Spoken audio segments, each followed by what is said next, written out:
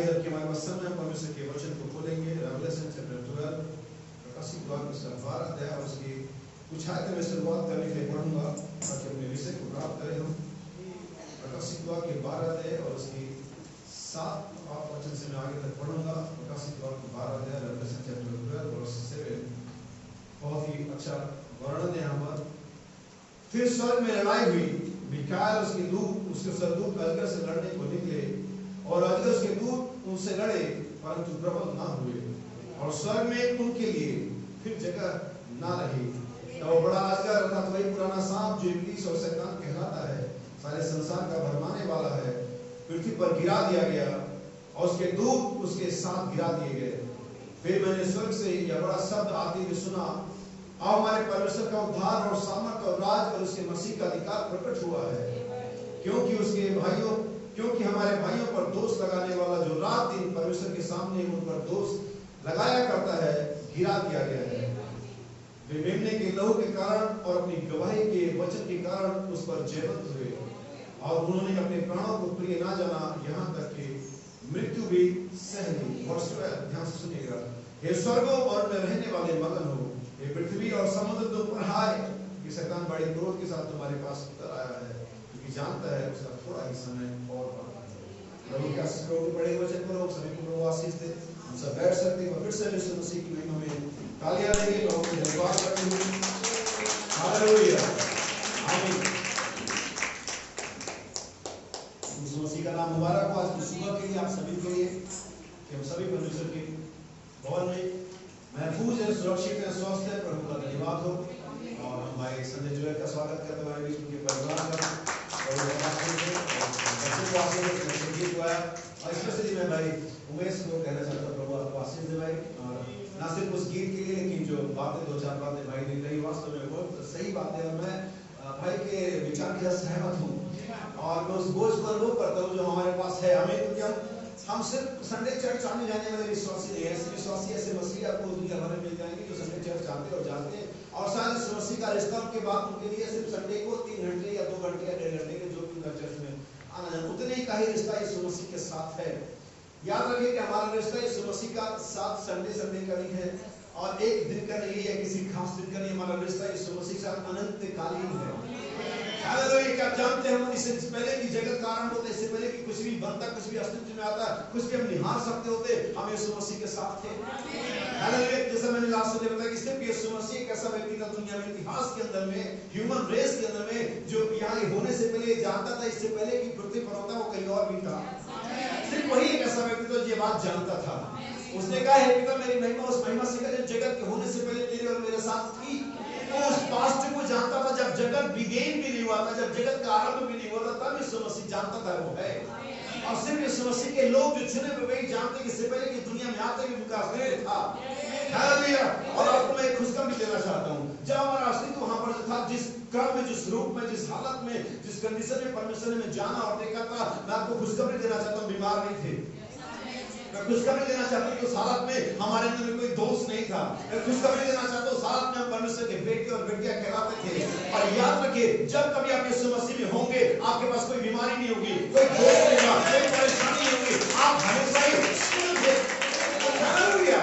बस ये शरीर हमारा समय की धारा में परेशानियों को फेस करता है, ये हमारा शरीर समय की धारा में बीमारियों को अनुभव करता है, ये हमारा शरीर समय की धारा में थकता है। लेकिन अगर मैं बात करूं मेरी आत्मा के लिए तो कभी परेशान नहीं होता।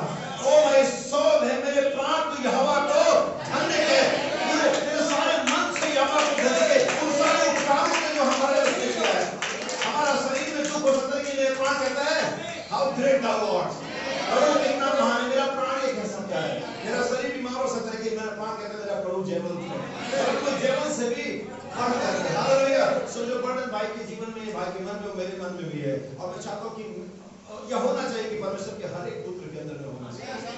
आमीन। इसीलिए आज मेरा संदेश है, बाइबल में एक संदेश है, उसी के आधार पर मैं संदेश को प्रचार करूंगा। परमेश्वर और शैतान के बीच युद्ध, conflict between God and Satan. Hallelujah. हम इसी के चारों तरफ आज सुबह बातचीत करेंगे। कितने लोग युद्ध में जाने के लिए तैयार हैं?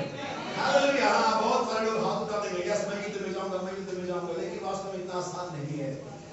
युद्ध किसी भी चीज का अंत नहीं है। युद्ध किसी भी चीज के लिए अच्छी चीज नहीं है, लेकिन तो भी युद्ध आरंभ हो चुकी है। और जब भी कोई युद्ध आरंभ होता है उसको एंड तक जाना होता है। जब तक कि विजय की तुरही ना फूकी जाए, जब तक वो सार ना बज जाए कि बैटल इज ओवर, तब तक वो युद्ध जारी रहता है। लेकिन एक तुरही आखिर में फूकी जाती है। अगर बाइबल के में तुरहियों को देखेंगे, तुरही फूकने के बहुत सारे प्रकार थे। सांस बांध करके फूकना होता था, सांस रोक करके फूकना होता था, सभा को एकत्रित करने की तुरही बजानी होती थी, और युद्ध हो गया करके ऐसा सूचना देने की तुरही बजानी होती थी, और बहुत सारी तरह की तुरहियां थी। इसलिए पौलुस कहता है अगर तुरही का शब्द साफ ना हो तो कौन लड़ाई की तैयारी करेगा? हालेलुया! क्या समझ रहे हैं क्या कह रहा हूं? और हम जानते कि तुरही कुछ और नहीं, परमेश्वर का वचन है। और आज इस वचन के बहुत सारे, इस तुरही के बहुत सारे फूकने वाले बैंड मास्टर है, बहुत सारे म्यूजिक डायरेक्टर है, और बड़ी गड़बड़ा साउंड निकाल रहे हैं। और जो साउंड बजना चाहिए, जिस ओकेजन में जो म्यूजिक बजनी चाहिए, वो शहनाई बजा रहे हैं जब बारात चढ़ रही है। हालांकि वो बारात चढ़ते समय शहनाई नहीं बजती है, उस समय तो ट्रम्पेट बजता है, लेकिन जब बेटी जाती है तब शहनाई बजती है। क्या समझ रहे हैं? तो ऐसे बहुत सारे डायरेक्टर है, म्यूजिक डायरेक्टर जो म्यूजिक बजा रहे हैं, लेकिन वो गलत ओकेजन पर गलत म्यूजिक बजा रहे हैं। समय का संदेश उनके पास नहीं है। जो बात जिस समय होनी थी वो समय उसका प्रचार नहीं। और यही वजह की कलीसिया ठंडी और गुनगुनी, और लोग मसीह के विषय में उतना ही जानते हैं जितना अफ्रीका के जाति मिस्र के सोल्जर के बारे में जानते हैं, उतना ही जानते लोग। और उनको बाइबल को पढ़ा, उनको बाइबल में साहित्य लिखा, अच्छा ये बाइबल में थी, हाँ जी थी। आपने ना पढ़ी थी, ना आपके पादरी साहब ने से बताई थी कि बाइबल में बात थी, लेकिन ये बाइबल में हमेशा रही थी।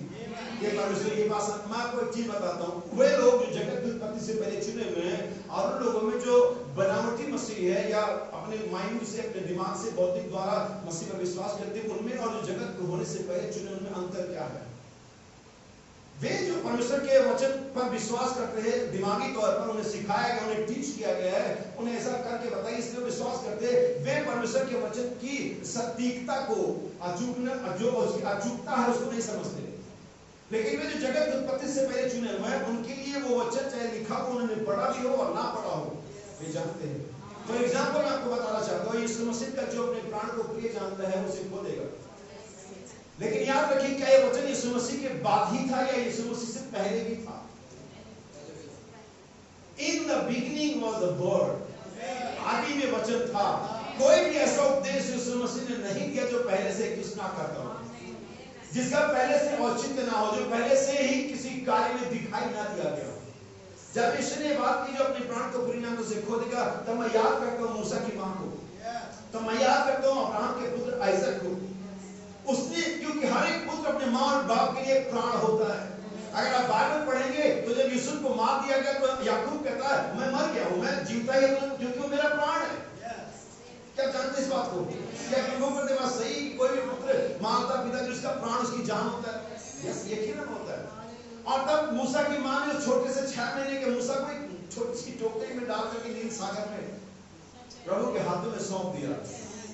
यीशु ने नहीं कहा था कि जो भी प्राण खो देगा वो बचा लेगा, लेकिन यीशु का जो भी मेरे लिए, क्योंकि आप प्राण खो सकते हैं, गर्लफ्रेंड के लिए, बॉयफ्रेंड के लिए, पैसे के लिए, शोहरत के लिए, किसी के लिए प्राण खो सकते हैं। तो उसके लिए यीशु मसीह ने कोई रिस्पांसिबिलिटी नहीं ली है कि आप जनता के लिए, प्रेमिका के लिए, पति के लिए, पत्नी के लिए, दोस्त के लिए, पैसे के लिए, शोहरत के लिए जान खोते रहो। दुनिया में हजारों लोग रोज खोते रहते हैं। यीशु मसीह तुम्हें क्या करो, क्या तुमने मेरे लिए खोया? और उसने अपने बेटे मूसा को यीशु परमेश्वर के लिए खोया। उसने परमेश्वर के यहोवा के नाम में उसे नील सागर में बहा के कहते हुए परमेश्वर ने इसका रखवाया क्योंकि मैं इसे बचाने में असमर्थ हूं। क्या मूसा की मां वो एकोबेद मूसा को बचा सकती थी? क्या और यहूदी औरतों ने अपने बच्चों को बचा पाए थे? नहीं। उनमें से हर एक जिन्होंने बचाया था उनकी हिस्ट्री नहीं पढ़ते, ना उनके वजह पढ़ते, ना उनके नाम पढ़ते जिन्होंने बचाने की कोशिश करी थी। क्यों नहीं पढ़ते? क्योंकि उनमें से कोई भी सफल नहीं हुआ। अगर कोई सफल होता तो उसका नाम जरूर है मेंशन होता कि ये औरत सफल हो गई थी, लेकिन जो सफल हुई उसका नाम था एकोबेद, जो मूसा की बात थी। दुनिया के इतिहास में पहली माँ थी जिसने बच्चे को दूध पिलाया, उसका पैसा मिला, उसका पैसा मिला उसको। हमें से किसी माँ को नहीं मिला हो, नहीं, लेकिन उसे मिला था। क्यों? उसने इसे यीशु मसीह के परमेश्वर के लिए किया था। इतिहासकार बताते, डिस्कवरी वाले बताते सबसे बड़े मगरमच्छ नील सागर में ही होते हैं। लेकिन वो सारे मगरमच्छ की आंखें अंधी हो गई थी। शायद उस दिन कोई नशे की गोलियां परमेश्वर ने उन मगरमच्छों को खिला दी थी कि वो सारे अपने मान में चुपचाप गहराई के नीचे जाकर के आराम फरमा रहे थे। सारी वो भंवरें जो नील सागर में थी, उन पर नबी का हर एक लहरों पर एक सरदूत बैठा हुआ था। और छोटी सी बांस की उस टोकरी का जिसका जो कैप्टन था स्वयं यहोवा परमेश्वर था। हालेलुया। और वही उस टोकरी को फिरौन के महल की ओर अगुवाई कर रहा था। आमीन। और वो उस माँ ने अपने प्राण को यीशु परमेश्वर के लिए खो दिया, यकीनन उसने बचा लिया। जब अब्राहम ने इसहाक को लाकर के मोरिया पर्वत पर लेकर के अपने रात में रस्सी लिया, चाकू लिया, लकड़ियां ली और चल दिया। और आज के आखिर में इसहाक पूछता है, पापा ये सारी चीजें पे लेकिन बलिदान का मेमना कहाँ है? पर फिर भी अब्राहम कहता है, यहोवा आप हमारे लिए उपाय कीजिए। हालेलुया। और अब जानते उसने अपने प्राण को प्रिय नहीं जाना। हालेलुया। मुझे बात अच्छी लगती है। और तब उसने यहोवा के लिए, उस शपथ के लिए जो परमेश्वर, उस आज्ञा के लिए जो परमेश्वर उस अब्राहम को दिया, अपने प्राण को वेदी पर लेटा दिया। छुरे को हाथ में लिया, ऊपर की ओर उठाया और छुरा नीचे की ओर, और सेकंड का 1000वां हिस्सा परमेश्वर की आवाज ने कहा रुक जा। सेकंड का 1000वां हिस्सा अगर निकाल सको कभी निकाल लेना। ये कितना समय होगा? आमीन। लेकिन उन दोनों ने बचा लिया इसे, क्योंकि उन्होंने खोने के लिए तैयार हो गए थे। हमारी प्रॉब्लम है कि हम खोने के तैयार नहीं हैं और हम चाहते हैं कि हमें मिल जाए। बाइबल में कहा जब तू आग में होकर के जाएगा मैं तेरे, बाइबल में ये लिखा कि जब तू आग के बारे में सोचेगा, जब तुझे लोग आग के बारे में डाल देंगे, कहेंगे, जब तू आग के किनारे जाएगा, बाइबल ऐसा नहीं लिखा, जब तू आग में जाएगा, हम जाने को तैयार नहीं होते। तू जा तो सही, वहां परमेश्वर वहां खड़ा है। तू जाग में, परमेश्वर का मैं आग में मिलूंगा, मैं आग के किनारे नहीं मिलूंगा। जब तू आग में होकर के जाएगा मैं तेरे आग के किनारे किनारे परमेश्वर। लोग किनारे किनारे हार मानते, जैसे सारे यहूदियों ने 3 इब्रानी बच्चे, क्या लिखते हैं उसे? 3 इब्रानी मैं बच्चों को बड़ा कर दूं बिना डेट बदले। कितने लोग चाहते हैं कि बच्चों को बड़ा कर दूं बिना डेट बदले, तारीख बदले बिना, ठीक उसी समय में जब वो बाकी यहूदी भी थे, 3 इब्रानी। कल्पना करिए बड़ा सा मैदान होगा, बड़ी फील्ड रहेगी, बड़ा स्टेडियम होगा जहां पर उस मूर्ति खड़ा करा होगा, राजा अपने सिंहासन पर बैठा है, ऐसी पिक्चरें भी आई हुई है। और सारे यहूदी, सारी जनमानस वहां पर पूरी फील्ड में खड़ी है। ऐसे आप आखिर से शुरू तक सिर्फ सब देख सकते हैं, लोग खड़े और वहां पर अनाउंसमेंट जारी हो जाती है, और 1 और 2 और 3 ऐसे करके, और जब आखिरी नरसिंह का फूका जाएगा तो उस आखिरी नरसिंह की आवाज इससे पहले कि बंद हो, हर एक व्यक्ति घुटने पर होना चाहिए। और जब जनमानस खड़ा होगा, जब सारे यहूदी और जातियों के लोग खड़े होंगे, इब्रानी बच्चे किधर भी दिख रहे होंगे उसमें, चलो हम बच्चे थे। यहूदी वैसे भी लंबे चौड़े थे, कोई 5.5 का होगा, कोई 6 का होगा, कोई 6.5 का होगा। अभी बच्चे किधर दिखते वहां पर? अभी बच्चे, लेकिन मैं बड़ा करने जा रहा हूँ। हालेलुया। और जैसे आखिरी नरसिंह का फूका, इससे पहले कि साउंड कम होता, सारे यहूदी, सारे बुढ़े, सारे लंबे, सारे मोटे, सारे तगड़े, अब 3 ही दिख रहे थे। पूरे उस मैदान में स्थित हो गए बड़े। बड़ा बोली जो उम्र में है, बड़ा बोली जिसके बाल पके हुए हैं, बड़ा बोली है जो बहुत बाइबल पढ़ चुका, बड़ा वो है जो विश्वास में खड़ा है, जो परमेश्वर के वचन पर डिगा हुआ है, वही सबसे बड़ा है। परमेश्वर सिर्फ उसी को पहचानता है। तो यीशु मसीह का जो प्राण को प्रिय जानेगा वो खो देगा, लेकिन जो मेरे लिए खो देगा उसे, ये वचन हमेशा ही रहा है, आज भी है। लेकिन आप अपने प्राणों का हमेशा सौदा करते हैं, इसीलिए वजह है कि हमारे प्राण सुरक्षित नहीं है। हमेशा हम मनुष्य शरीर की चिंता करते हैं, लेकिन बाइबल कभी भी शरीर के बारे में बात नहीं करती है। बाइबल हमेशा प्राण के बारे में बात करती है। क्या तुम्हारा प्राण सुरक्षित है? क्या तुम्हारे प्राण में विश्वास है? क्या तुम्हारे प्राण में यीशु मसीह के प्रति वफादारी है? आइए बातचीत करें उस युद्ध के बारे में जो स्वर्ग में आरंभ हुआ। फिर स्वर्ग में एक बड़ा युद्ध हुआ। क्या ये जानकर के बड़ा अजीब लगता है? आप में से बहुत सारे लोग पता नहीं कि पाप का आरंभ पृथ्वी पर नहीं हुआ था। बहुत से लोग कहते आदम नहीं हुआ था। नहीं सर, आप गलती पर है। पाप का आरंभ, युद्ध का आरंभ आदम में नहीं हुआ था, उसका आरंभ तो स्वर्ग में ही हो गया था। हाँ, किसने आरंभ किया इसे? किसने युद्ध को छेड़ा? कौन वहां पर था? परमेश्वर का राइट है, वो सर्वश्रेष्ठ उसने जो परमेश्वर ने कहीं बनाई, जिसका नाम लूसीफर था, जो परमेश्वर का राइट हैंड था, जो सारे म्यूजिक का लीडर था। ये वजह की दुनिया में जितनी पिक्चरें बनती बिना म्यूजिक के नहीं बनती। ध्यान देंगे तो जीते समय में म्यूजिक बजता है, मरते समय में म्यूजिक बजता है। लेकिन एक ही कार्य पृथ्वी पर जब किया तो सारे म्यूजिक सेटअप हो जाते जब वचन प्रचारा जाता है। सब म्यूजिक, हालांकि कुछ ऐसे ने उस समय म्यूजिक बजाना आरंभ कर दिया, उनको ये प्रकाशित कहां से मैं मैसेज के लोगों की बात करूं, मुझे नहीं मालूम। बाइबल कहती है सारे जो यंत्र थे म्यूजिकल सिस्टम थे ये लूसीफर के अंदर ही वो चलते फिरते उठते बैठते म्यूजिकल करते। ये वजह क्या क्रिश्चियनिटी में अगर आप देखेंगे बहुत सारे मतलब उसी शैतान ने, उसी पाप ने, उसी गलत आत्मा ने इसका रूप धारण कर लिया। आप बड़े बड़े क्रिश्चियन बैंड देखेंगे, आप देखेंगे वो बड़ा बड़ा वो सारी लाइटें और सारा म्यूजिक और उस तरह से वो क्रिश्चियन बैंड्स हैं उनके बड़े बड़े फॉरेन में, इंडिया में बहुत सारे। मैं अगर नाम तो सही होगा, लोग कहेंगे आप इनका अगेंस्ट है, मैं किसी का अगेंस्ट नहीं हूँ, मैं सिर्फ बाइबल का प्रचार करता हूँ। और अगर ये फिर आपका अगेंस्ट जाता है ये मेरी प्रॉब्लम नहीं है, अगर मेरा प्रचार उसके अगेंस्ट जाता है तो फिर मेरी प्रॉब्लम नहीं है, आपको ठीक होना है। हम अपने आप बाइबल को काट छाट कर अपने फ्रेम में नहीं ला सकते, हमें अपने आप को काट छाट करके बाइबल के फ्रेम में लाना है। हमें अपने आप को काटना छाटना है। बड़े बड़े म्यूजिकल बैंड देखेंगे, लाइटिंग देखेंगे, वो जीन्स पहने हुए लड़कियां पर बड़ी प्यारी बड़ी मधुरता में आत्मा में गीत गाती, मुझे समझ नहीं तो जीन्स पहन करके उनको आत्मा पवित्र आत्मा किधर से मिल जाता है। वो लिपस्टिक भूते हुए, वो बाल कटे हुए, वो इस तरह से आत्मविवर लोग कहते हो, वो जो और जगह नहीं जा सकते, एल्विस प्रेस्ली जो माइकल जैक्सन के उसमें नहीं जा सकते, वो यहाँ करके उसी चीज को कन्वर्ट करके यहाँ उठाते हैं। जस्ट कन्वर्सन है ये, इसमें कुछ भी मसीहत नहीं है, उसको इसमें कन्वर्ट कर दे ताकि वे चीजें चालू रख सके जो वहां पर दुनिया में कर सकते हैं। आत्मा में गाना क्या होता है, अगर आपको कभी पढ़ना गाने करने में तो पढ़ लेना। पौलुस और सिलास जब बंदी गृह में बंद थे, क्या तुम इस कंडीशन में गाना गा सकते हो? क्या इस कंडीशन में हम एक अच्छी राह उठा सकते हैं? जब एयर कंडीशन चल रहा हो, इको माइक हमारे पास हो, सारे म्यूजिक सिस्टम सब सेटलमेंट हो और बहुत सारी कांग्रेगेशन हो, हम आत्मा में गा सकते हैं। लेकिन हमारे हाथ पैर दीवार में कार्ड में ठुके हुए हो, हमारे पास खाने के लिए भोजन और पीने के लिए पानी ना हो, हम बंदी गृह में हो, हमारे पास कोई आशा ना हो, क्या हम एक राह उठा सकते हैं? तब हम क्या गा सकते हैं? ऊंची आवाज में गाओ, हालेलुया। हम पौलुस और सिलास ने गाया था इसे, हम भी गा सकते हैं।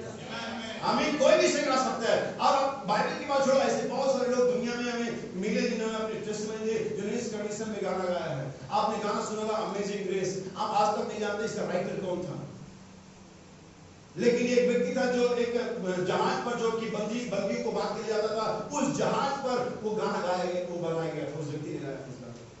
आप कभी मेहनत पिक्चर देखेंगे तब जानेंगे कि कैसे बंदियों को एक दूसरे से ट्रांसपोर्ट किया जाता था उन पानी में जहाज होता, और तब उसने गाने को गाया था, अद्भुत अनुग्रह उसके द्वारा मैं बचाया गया। हालेलुया। क्या जानती चीजों को। सो यार आइए हम उस युद्ध के बारे में बात करें जो अभी चल रहा है, क्योंकि आरंभ तो इसका स्वर्ग में हुआ था, लेकिन अभी अंत नहीं हुआ है, अभी भी एक कंटिन्यू है, अभी भी ये युद्ध क्या है, जारी है, और अभी भी ये लड़ा जा रहा है। किसके बीच में युद्ध? परमेश्वर और, आप जानते हैं हम युद्ध क्यों हारते हैं? क्योंकि हम इसे अपनी राय सोचते हैं। हमने युद्ध को उस तरीके से लड़ाई नहीं है, जाने जिसे ये लड़ना चाहिए था। मैं सोचता हूं मेरी लड़ाई है, लेकिन ये मेरी नहीं है, ये तो परमेश्वर शैतान के बीच में है। ये तो वो लड़ाई है जो स्वर्ग में आरंभ हुई, इसका अंत होना है। अब ठीक है, मुहाने पर अभी नॉकआउट दौर चल रहा है। कौन सा दौर चल रहा है? नॉकआउट। जिसने आखिरी पंच मारा वही में मैच खत्म हो जाएगा। हमारे जमाने में हम फुटबॉल खेलते थे, गोल्डन गोल का नियम होता था। बहुत सारे लोग, कितने लोग जानते हैं गोल्डन गोल का नियम? ये जैसे कि 90 मिनट का गेम होता है, जो फुटबॉल का गेम होता है 90 मिनट का होता है, 45 मिनट के 2 हाफ होते हैं और फिर एक्स्ट्रा 15 मिनट मिलता है, और उस एक्स्ट्रा 15 मिनट के बाद फिर एक 5 मिनट मिलता है, और उस 5 मिनट को गोल्डन गोल नियम से जाना जाता है। उसमें वो गेम पहले सेकंड में भी खत्म हो सकता है और आखिरी सेकंड में भी खत्म हो सकता है। वो गेम तब खत्म होता है जैसे ही गोल होता है। उस गोल होने के बाद फिर वो गेम कंटिन्यू नहीं होता कि हम भी मारेंगे, हम अभी टाइम बचा, नहीं, वही खत्म। जिसने पहला गोल मारा गेम वही ओवर, ये वही चल रहा है। इस समय जो स्पिरिचुअल बैटल चल रही है, गोल्डन गोल में चल रही है। शैतान ने आपको मारा, आपके पास अब कोई मौका नहीं है। आपने शैतान को मारा, अब उसके पास कोई मौका नहीं है। मैं आपको बारे में दिखाना चाहता हूं, अगर आप पढ़ते बाइबल को तो मत्ती का सुसमाचार 4 अध्याय उसके आगे से पढ़ेंगे, यीशु मसीह के पास 3 परीक्षाएं हुई। कितनी परीक्षाएं हुई यीशु मसीह पर? लेकिन क्या आपने ध्यान दिया, तीसरी बार जैसे आखिरी पंच मारा, हमें जैसे यीशु मसीह ने आखिरी पंच मारा, बाइबल के शैतान से छोड़ करके वो आखिरी पंच के लिए शैतान इंतजार कर रहा है। क्योंकि हम बहुत सारी बार पहले पंच में हम सोचते हम जीत गए और हम सोचते हैं कि हम जीत के खुमार में चल रहे हैं और फिर शैतान फिर वापस रेंग करके आ जाता है। आगे तो अच्छा, लोग सोचते हैं कि शैतान बड़ा डरावना है। बाइबल में मुझे कहीं एक जगह दिखाना जहां शैतान डरावना है, एक जगह दिखाना जहां शैतान डरावना है। नहीं, मेरी बाइबल जिसमें पढ़ता हूं उसमें शैतान खूबसूरत है, अट्रैक्टिव है, लुभावने वाला है, ग्लैमरस है, शाइन करता हुआ है। डरावना और कुरूप ऐसा नहीं है शैतान। पाप तो बड़ा ही मनभावना होता है, पाप तो बड़ा ही सुंदर होता है, पाप तो बड़ा ही इनोसेंट होता है और इतना ज्यादा इनोसेंट होता है कि आपको लगता भी नहीं पाप हो रहा है। हम उसे बड़ी इजीली ले लेते हैं। जैसे शैतान हवा के पास आया और सिस्टर प्रेज लॉर्ड कैसे हैं? हाँ ठीक है, और आप कैसे हैं? मैं ठीक हूँ। और आजकल कैसा चला मीटिंग वगैरह? सही चले? हाँ ठीक चले। और अच्छा एक बात बताइए, ये क्या बात है जो परमेश्वर ने कही थी कि आप बात करें किसी भी पेट के फल को? कुछ ऐसा है क्या? नहीं, ऐसा नहीं है, ऐसा नहीं है। मैं आपको बेहतर बताती हूँ। ऐसा है कि उसने कहा था किसी को छूना भी मत। नबी कहता है शैतान कभी भी आप पर पर्सनल अटैक नहीं करेगा। उसको मतलब नहीं है, वो परवाह नहीं करता आप कौन है। उसको मतलब नहीं कि आप कौन है, क्या है, कैसे। वो तो उस वचन पर आक्रमण करता है जो आपके पास है। वो आप पर कभी उसको मतलब नहीं है, क्योंकि हमारा बॉडी, हमारा ये 16 तत्व ऑलरेडी उसके अंडर कंट्रोल में है। क्या बाइबल नहीं कहती शैतान इस संसार का शासक है? क्या यीशु का इस संसार का सरदार आता है? क्या बाइबल नहीं कहती वो इस बुरे युग का ईश्वर है? सो आपकी बॉडी, आपका 16 तत्व, तुम कुछ भी करो, चर्च जाओ मत आओ, प्रार्थना करो मत करो, तुम कुछ भी करो, मुझे तुमसे कोई मतलब नहीं है। लेकिन अगर तुम्हारे पास वचन है, वहां पर आक्रमण करेगा। हवा के सच है कि परमेश्वर ने कहा है कि बाटे किसी फल के पेड़ के फल को मत खाना।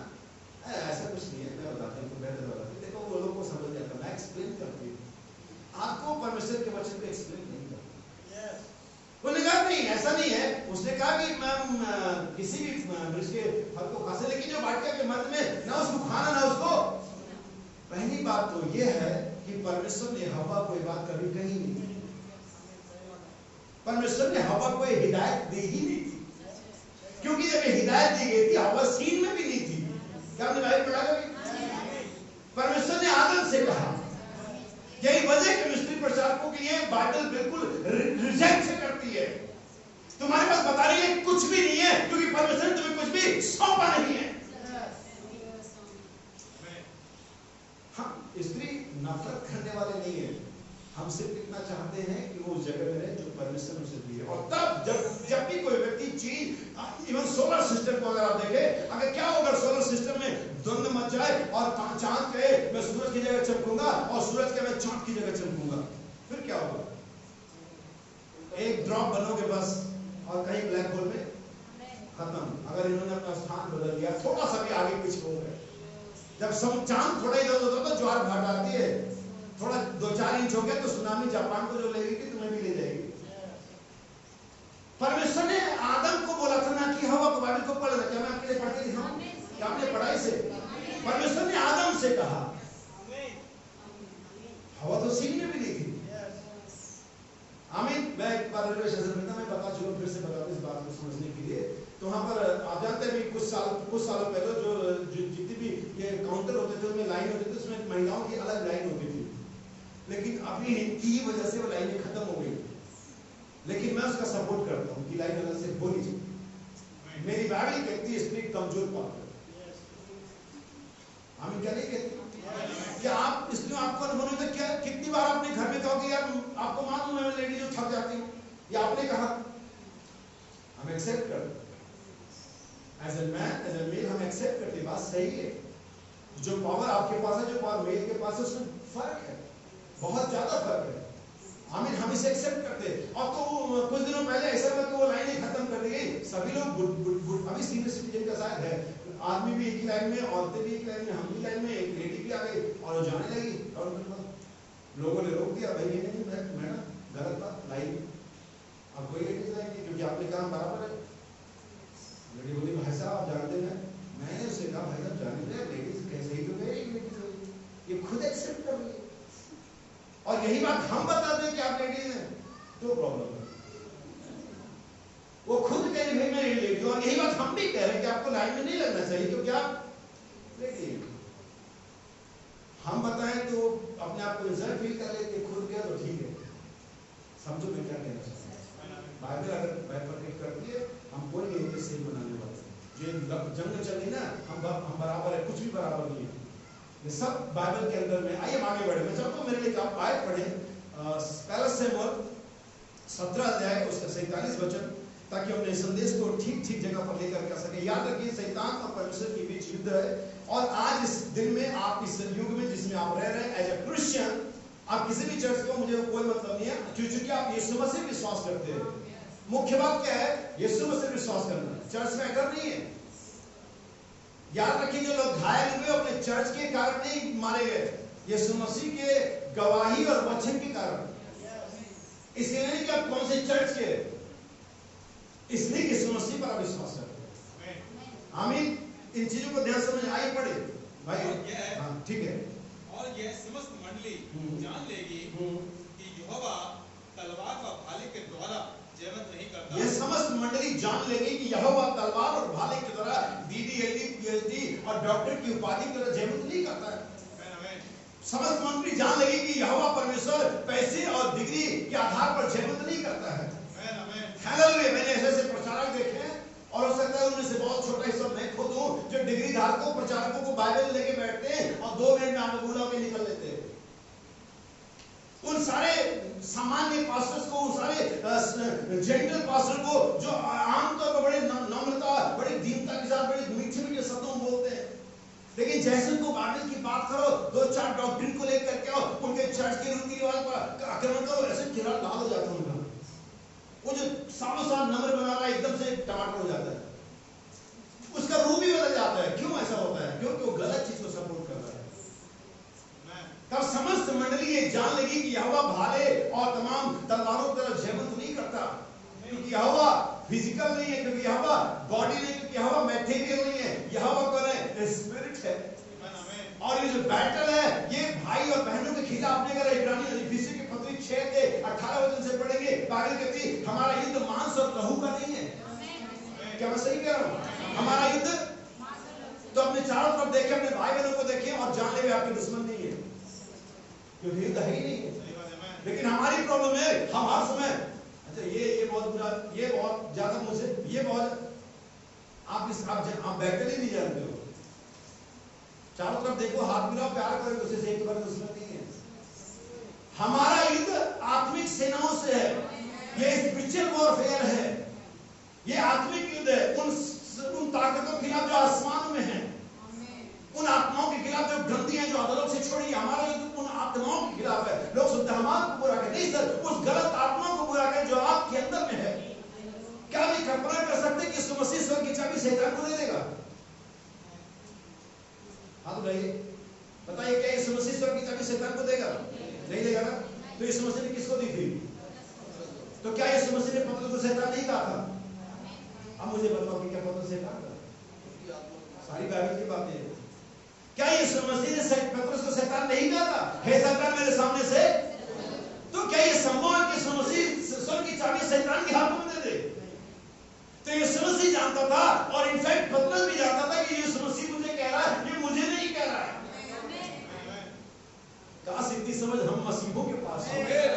जब मैं आत्माओं के खिलाफ बात करता हूं, जब मैं पाप के खिलाफ बात कर रहा हूं, ये तो मेरे खिलाफ बोला है। नहीं सर, उस स्पिरिट के खिलाफ जो आपके अंदर है, उस गंदी आत्मा के खिलाफ जो आपको फैशन करवाती है, झूठ बुलवाती है, व्यभिचार करवाती है, मैं उस आत्मा के खिलाफ युद्ध कर रहा हूं। तब समस्त मंडली जान लेगी कि यहोवा परमेश्वर भाले और तलवार के द्वारा जयवंत नहीं करता है। अगर भाला तलवार है, साइड रख दो, उससे तुम्हें कुछ नहीं मिलेगा। हो सकता है कभी तुम्हारे बच्चे अपना हाथ से काट ले। बहुत सारे लोग गन रखते, बहुत सारे लोग बेसबॉल का डंडा रखते, बहुत सारे लोग बहुत सारी चीजें रखते। मेरे घर में एक डंडा नहीं मिलेगा, हो सकता है पर्दे वाली एक रॉड कहीं फालतू पड़ी हो, क्योंकि मुझे मालूम है बचा नहीं पाएगा।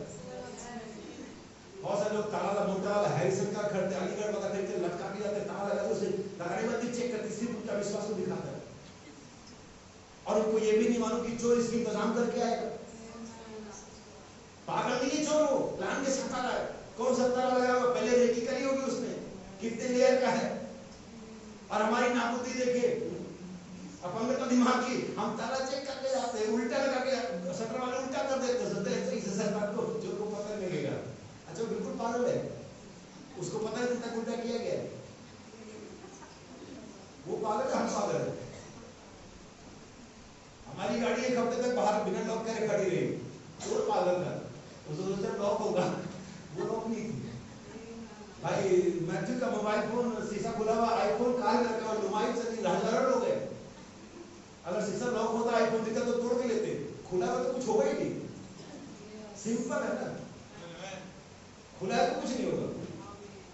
लेकिन अगर आईफोन शीशा उठा होता और दिख जाता,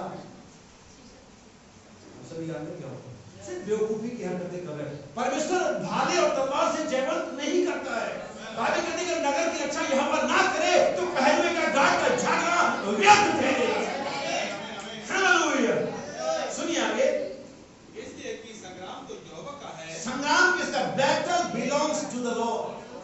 संग्राम तो डेविड का नहीं है, गोलियत का नहीं है, साउल का नहीं है, इस्राएलियों का नहीं है, संग्राम हालेलुया। आपको मैं बैकग्राउंड में आता हूं, जब बोलिए तो वहां पर 40 दिन से वो लड़का रहा था उनको। कहते क्या तुम्हारा राजा साउल नहीं है? क्या तुम्हारे पास कोई इस्राएली नहीं है? क्या तुम्हारे पास कोई योद्धा नहीं है? तुम क्यों इसी कुत्ते के नाम से बातें कर रहे हो? और वो 40 दिन तक गालियां बक रहा था उनके। क्या तुम्हारे बीच में कोई पवित्र आत्मा का बपतिस्मा नहीं है? क्या कोई आश्चर्य कर्म नहीं है? क्या मरकुस 16 का कोई प्रकटीकरण नहीं है? हालेलुया। वो 40 दिन से बोलिए शैतान, बहुत से लोग कहते हैं वो 14 फीट का था, लेकिन बाइबल एग्जैक्टली पता नहीं 9 फीट का था।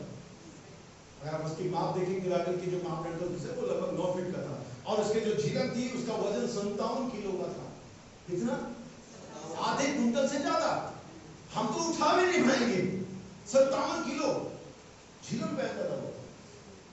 और बाइबल के जो 40 दिन से उनको ललकार रहा था, और उस 40 दिन में मालूम कोई क्यों नहीं रहा, क्योंकर हर इस्राएली सोचता था ये मुझे ललकार रहा। साउल सोचता था मेरा गद्दी खतरे पे है। हर व्यक्ति उस फाइट को पर्सनल ले रहा था और हारा हुआ था।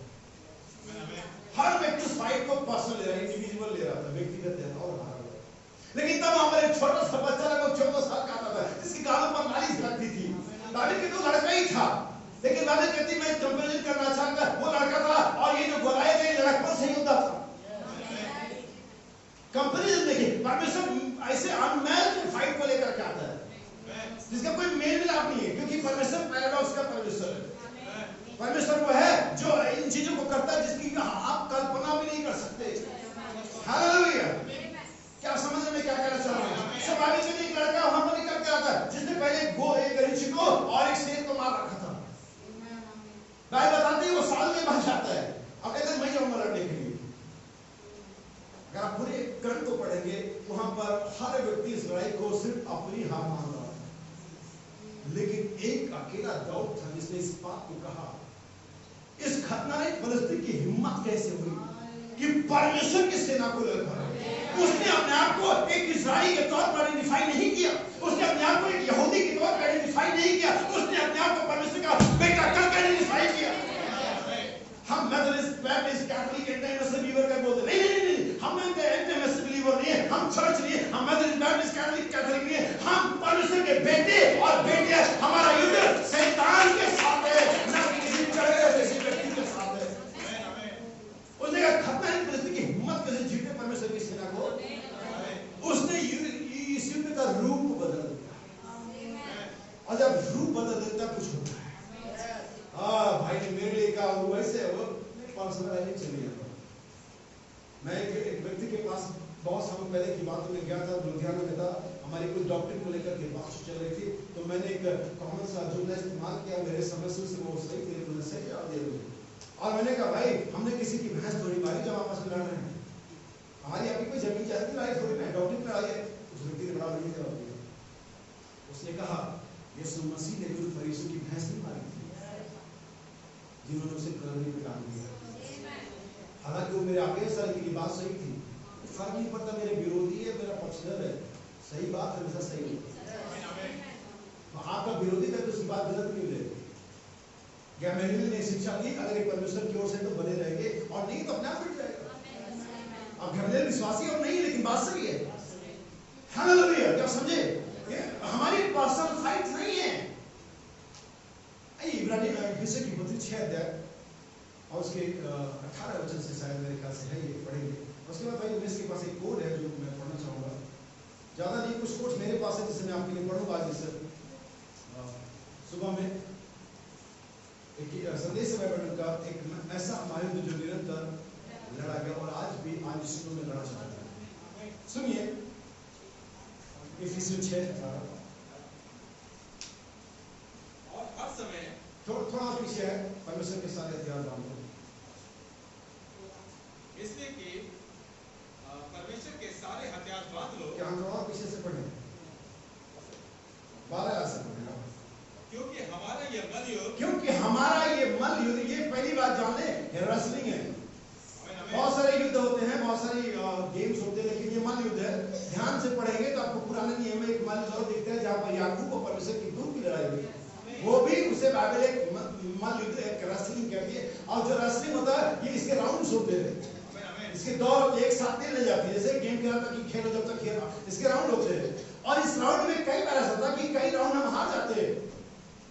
ध्यान समझना, जैसे कि एक युद्ध होता है, एक वार होता है, तो उस वार में कई सारे चौकियां होती हैं, कई सारे पड़ाव होते हैं। में भी हम कुछ लॉस कर दे, में भी कुछ चौकियां हमारी तबाह कर दी जाए, हो सकता है कुछ मोर्चे पर हम हार जाए। फाइनल ओवर, जब बैटल ओवर होता है तब आपका झंडा ऊंचा होना चाहिए। हालेलुया। तो हो सकता है कि शैतान बहुत सारे मोर्चे पर आपको defeat they they, don't worry, चिंता ना करें। अगर आप कुछ मोर्चे पर हार गए हैं, चिंता ना करें। मामला ये होगा कि जब अंतिम तरी फूकी जाएगी, जब अंतिम बैटल ओवर होगा तब आप विजेता हैं, और ये वहां पर मामला आएगा। हालेलुया। हमारे पुराने नियम के सारे नबी और राजा परमेश्वर के जन बहुत सारे बैटल जीते, बहुत सारे बैटल हार गए। अब्राहम एक बैटल हार गया था जब उसको अपनी पत्नी को बहन बताना पड़ा। दाऊद एक बैटल हार गया जब उसने विचार किया। सैमसन बैटल हार गया दलाइला के साथ। लेकिन अगर इनके फाइनल कंक्लूजन पर जाएं, ये सब विजेता थे। इब्रानियों की पत्री 11 अध्याय में इनके हार के बारे में कोई जिक्र नहीं है, लेकिन इनके जीत के बारे में जिक्र है। क्या आप लड़ाई को लड़ते हैं, हो सकता है कुछ मोर्चे हार जाए, लेकिन जब आखिरी में पहुंचेंगे आपके हार के बारे में चर्चा नहीं होगा। परमेश्वर एक जीवन का मुकुट आपको पहनाने जा रहा है, आप विजेता हैं। आपने शैतान उसके कामों पर विजय पाई है। हालेलुया। तो याद रखिए मेरे भाई बहन, ये युद्ध मांस और लहू का नहीं है, लेकिन कैसा युद्ध है। क्योंकि मैं इसलिए बता रहा हूं ताकि आप सीखें, ये टीचिंग है युद्ध कैसे लड़ा जाए, युद्ध किसके खिलाफ लड़ रहे हो। बाइबल इब्रानी की पत्री, कुरिन्थियों की पत्री में कहती है हम शैतान की युक्तियों से अनजान। और मैं आज आपको उसकी युक्तियां बताऊंगा, वो बहुत ही सीधी है। कहते इतना ज्यादा लुभाने वाला, इतना ज्यादा डिसीवर है, वो आपके पास आएगा। जिस हवा के पास गया, और सिस्टर कैसी समय कुछ देर पहले बताया, वो आज दिन में आएगा, आपके पास आएगा। और बहन ठीक है वगैरह, चर्च जाने, हाँ दुआ हो रही है, हाँ मैसेज पढ़ रहे, हाँ अच्छा ये आपके आपको लगता है कि आपकी बातें थोड़ी सी गाय की चूसी, अगर हम थोड़ा सा प्रेम कर लेंगे तो क्या हो जाएगा। वो भी वही है, अभी भी वही है। वो हमें कहते आपने बीड़ी पीना छोड़ दिया, आपने सिनेमा देखना छोड़ दिया, आपने शराब पीना छोड़ दिया, इसने आपको मसीही नहीं बना दिया। इसने बस आपको एक हेल्दी पर्सन बनाया है। क्योंकि सब करने के बाद आप बीमार हो जाते हैं, ये सब करने के बाद आप अस्पताल पहुंच जाते हैं, ये सब करने के बाद लोग आपको समाज से रिजेक्ट कर देते। इसने आपको एक अच्छा व्यक्ति बना दिया, जस्ट इससे मसीही नहीं बन गया। क्योंकि ऐसा ना करने वाले बहुत सारे लोग जो मसीही नहीं है। हालेलुया। नबी कहता है, आज लोग कहेंगे अगर थोड़ा सा जींस पहन लेंगे तो क्या हो जाएगा। नबी कहता है शैतान को तब मारो जब वो आता है, जब भी आता है, जिस कंडीशन में आता है, जिस रूप में आता है, जिस आकार में आता है, उसको वहीं पे डिफीट करो।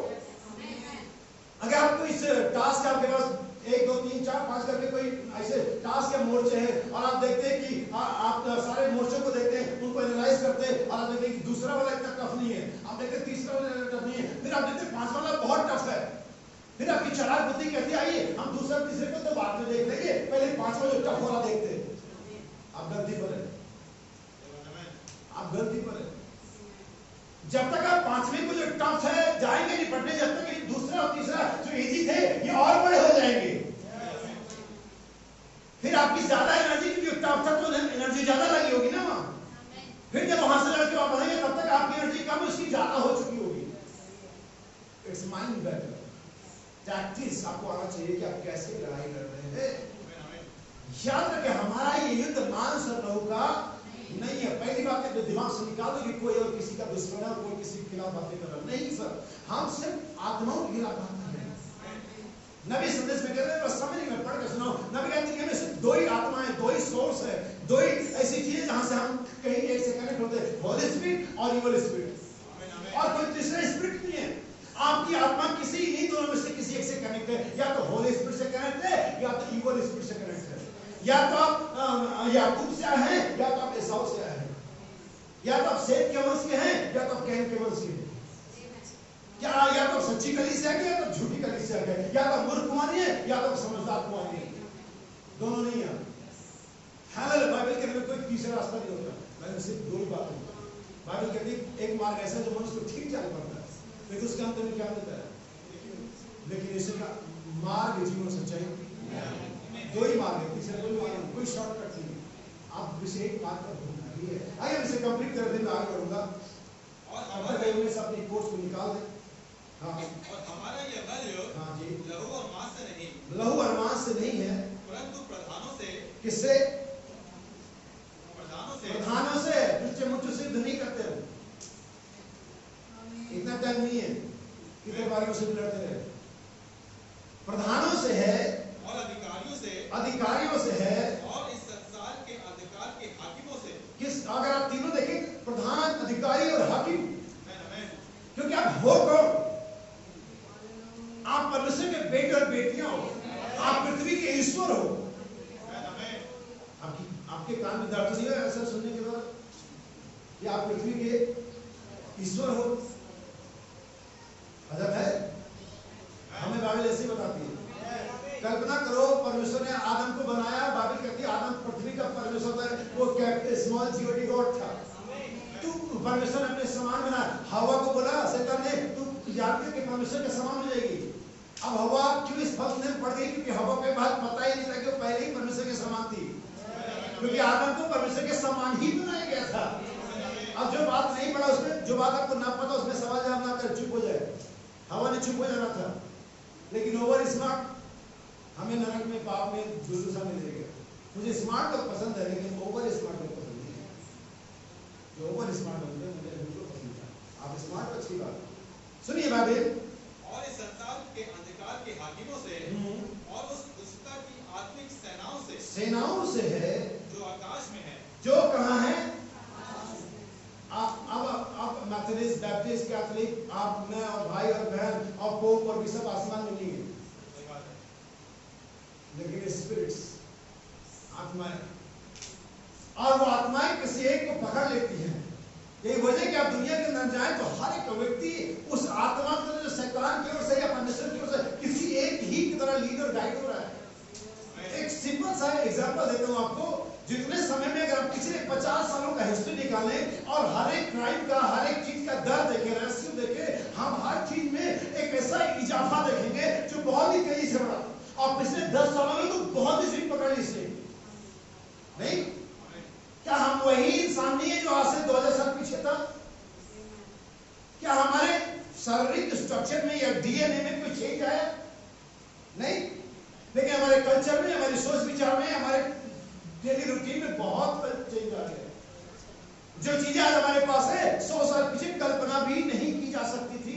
अच्छा, तू गोरखपुर रहेगा और मैं हल्द्वानी, हम आमने सामने बात करेंगे। तू बड़ा आया, तू हवा में चिड़िया उड़ा रहा है, अब तो उड़ती भी है। अब तो हवा में चिड़िया उड़ती भी है, शैतान उड़ा के दिखा दिया। मेरी बात को समझ में? हाकिमों से है, शैतान की वो शक्ति जो आसमानों की। आसमानों में जाओगे ना, बहुत से लोग सोचते आसमान में जाएंगे तो शक्ति तुम्हें वहीं मिल जाएगी, पकड़ा तो पकड़ेंगे, अच्छा कहीं जा गया, क्योंकि आसमानों में है। हम आसमानों में जाने के बाद सबसे बड़ी रुकावट तो वही है। तुम जाओगे कैसे आसमानों में? वो तो वहीं पकड़ लेगी। इससे पहले कि तुम उसको उस पर ओवरकम करो, उस पर जय पाओ, तुम उस आत्मा को क्रश करना पड़ेगा। ये वजह कि हमारे प्रचार, ये टाइम मैसेज के प्रचारकों का, किसी भी अच्छे प्रचारक का जो प्रचार होता है वो आत्माओं को क्रश कर देता है। बिल्कुल आदमी 10 बार सोचता है ऐसा करूं या ना करूं, इसीलिए ऐसा होना ताकि वो आत्माओं को छिन्न भिन्न कर दे। आमीन। तो रेशियो बढ़ गया। अब एक तेज स्पीड बाइकर जा रहा है, कार वाले जा रहा है और वो स्पीड चेक कर रहे हैं, फुल पूरी जो सुई है पूरी जा रही है और वो पहुंच रहे हैं बॉम्बे हॉस्पिटल, पहुंच रहे हैं साइन में, पहुंच रहे हैं ब्रिजलाल में। मैं तो कहता हूँ इन अस्पतालों का खर्चा ही नहीं चलता अगर स्पीड चेक करने वाले लड़के हम और वो मर जाते हैं और फिर उसके बाद जो आता है उससे भी नहीं चलता है, वो धूप पानी लेकर के आता है और फिर वो वहीं पहुंचते हैं। सवाल ये आता है कि जब एक व्यक्ति स्पीड से मर गया, दूसरा मर गया, तीसरा, तो इसका स्पीड कम होना चाहिए था। यही तो करेंगे आप जब आप देखेंगे कि इससे लोग परेशान हो रहे हैं, मर रहे हैं, तो आप उस चीज से बचेंगे, अवॉइड करेंगे। लेकिन उसके अगला वाला तो और जल्दी जाना है। ऐसा क्यों हो रहा? क्योंकि जो हमारा स्पीड के आगे मरा और व्यक्ति तो मर गया, उसका शरीर तो खत्म हो गया, किसी कब्रिस्तान और शमशान घाट में चले गए, लेकिन वो आत्मा निकल गई और उस आत्मा ने फिर किसी को पकड़ लिया। हाँ, हर एक मर्डर करता है, बहुत अच्छे से करता है, सोता पकड़ा देगा, हर बार पकड़ा जाता है और उसके बाद फिर मर्डर करने वाला सोचता मैं नहीं पकड़ा जाऊंगा, क्योंकि वही यही वजह कि आज भी अगर शैतान के लोग मिलेंगे, शैतान के कारिंदे मिलेंगे, शैतान के एजेंट मिलेंगे, तो आज भी परमेश्वर के लोग भी मिलेंगे, क्योंकि परमेश्वर देह तो ले लेता है लेकिन आत्मा को वापस छोड़ देता है। यही वजह कि आज इज़राइल मिल जाएंगे आपको दुनिया में, लेकिन सारा भी मिल जाएगी, अब्राहम भी मिल जाएंगे, बिलाम मिलेगा तो कोई बात नहीं, मूसा मिल जाएगा आपको। अगर यहूदा स्तुति मिलेगा तो 30 चांदी के सिक्कों के लिए, थोड़े से पैसे के लिए यीशु मसीह को बेच देगा तो आपको यीशु मसीह भी मिल जाएगा, जो अपने पिता के महिमा के लिए अपने आप को दे देगा। हालेलुया। क्योंकि स्पिरिट्स यहाँ पर है, ये लड़ाई आत्माओं की है। क्या समझ पा रहे हैं? याद रखिए, बहुत ही क्लोज कॉन्टेस्ट चल रहा है, लेकिन जब तक आपको टैक्टिक्स नहीं पता होगी आप जीत नहीं पाओगे। हो सकता है कि संदेश अभी 1 घंटा और जाए, अपने आप को मुझे नहीं, आप थक रहोगे। अगर आप संदेश जुड़ जाएंगे परमेश्वर को एनर्जी दे देगा, क्योंकि वचन के द्वारा मुझे क्या प्राप्त होता है? बल प्राप्त होता है। ये वचन सारी सामर्थ्य मेरे लिए, यही तो है। जैसा कि मैं कल बता रहा था बहन जी के साथ, लोग कहते हैं एक ही तो संडे मिलता है, और वैसे कहते हैं एक ही तो संडे मिलता है। आपके कहने में मेरे कहने में थोड़ा सा फर्क है। लोग कहते एक ही तो संडे मिलता है, एक ही तो संडे मिलता है, कहाँ 2-4 मिलता है, तो मैं प्रभु क्यों आराधना कर रहा हूँ? लेकिन क्या एक ही मिलता है और आप कहते एक ही मिलता है। बस आपकी सोच पर डिपेंड करता है, चीजें सोच के साथ हो जाती है। जैसा सोचोगे उसी के अनुसार तुम्हारे जीवन में या तुम्हारी बॉडी रिएक्ट करेगी। बहुत गर्मी है, हाँ तो है, ठीक है, यही मौसम है, इस समय ऐसे ही होता है, ओके कूल ऑफ। नहीं, आइए हम आगे बढ़े। इसलिए परमेश्वर के सारे हथियार कितने? अरे भाई मैं तो ये वाला नहीं मानता हूँ, इससे मुझे दिखता नहीं है बात। तो अगर आप मैं एक ही बात करूँ, इन हथियारों में आप जिक्र करेंगे, हर हथियार, उद्धार का टोप है, धार्मिकता के जिले में, और सत्य से कमर कसता है, और तमाम चीजें, और सबके बाद आत्मा का तलवार जो परमेश्वर का वचन है। लेकिन ध्यान देना, इसमें कोई भी ऐसा पार्ट या कोई भी ऐसा चीज नहीं जो आपको पीठ को प्रोटेक्ट करता हो, नहीं है। ध्यान से पढ़ो, आइए पढ़े क्या कह रहे हैं। इसलिए परमेश्वर के सारे हथियार बांधो। कितने? एक भी छोड़ना मत। कभी किसी सोल्जर का देखना चाहिए, जाता है उसका जो पूरा सूट होता है, देखना कहाँ रस्सियां होती, कहाँ चाकू होता है, कहाँ गन होता है, कहाँ स्टार होता है, वो ग्रेनेड यहाँ टांग होती है, सारी चीजें वो इतना वजन ला देते। और बहुत सारे जैसे रंगरूप में होते हो तो इतना वजन से तुम्हें चल नहीं पाओ, उतने वजन के बाद उनको स्पीड की दौड़ना भी होता है। आमीन। और कोई मुआवजा उस सैनिक को नहीं मिलता जो पीठ पे गोली खा कर, बल्कि हो सकता है उसके खिलाफ मार्शल लॉ लाया जाए कि पीठ पे गोली कैसे नहीं मिली। प्रोटेक्शन नहीं है, पीछे मुड़ने वालों को परमेश्वर कभी पसंद नहीं। जो हल पे हाथ रख करके पीछे देखता है, जब गया तो बहुत दूर हो गया, तो बहुत दूर हो गया, जो पीछे गया वो तो गया ही गया, क्योंकि जो अगर देखता भी है, दावी कहते हैं वे लौट जाते तो के पास अवसर था। आपको समझ नहीं रहा है कि आगे बढ़े, गाड़ी कारक है कि आपके कुछ भी मिल जाएगा। अगर वे लौट जाते तो के पास अवसर था, मेरे पास लौटने का अवसर है, लेकिन हमने सारे अवसरों को जला दिया है। उस पुल से जिस पर मैं आया हूँ, हम आए हैं, हमने पुल को ही जला दिया। अगर लौटना भी चाहे लौट नहीं सकते। अब क्या लेकर के अपने समाज में जाऊंगा जो कहेंगे बड़ा गया यीशु मसीह बनने, अरे अपनी जिंदगी नहीं जाने देगी, मुझे जा ही नहीं सकते, गवाही ऐसी पेश कर दी है, तो अपनी गवाही के साथ बने रहो, लड़ाई जीत जाओगे। सो बाइबल कहती है, आगे सुनिए, ध्यान सुनिएगा, हो सकता है थोड़ा सा समय लग जाए। परमेश्वर के सारे हथियार बांध लो। कितने सारे हथियार बांध लो कि तुम तुम पूरे दिन में सामना कर सको और सब कुछ पूरा करके स्थिर रह सको। स्थिर रहना, जैसे मैंने बताया स्थिर रहना महत्वपूर्ण है। स्थिर रह सको तो सत्य से, पहली बात किससे?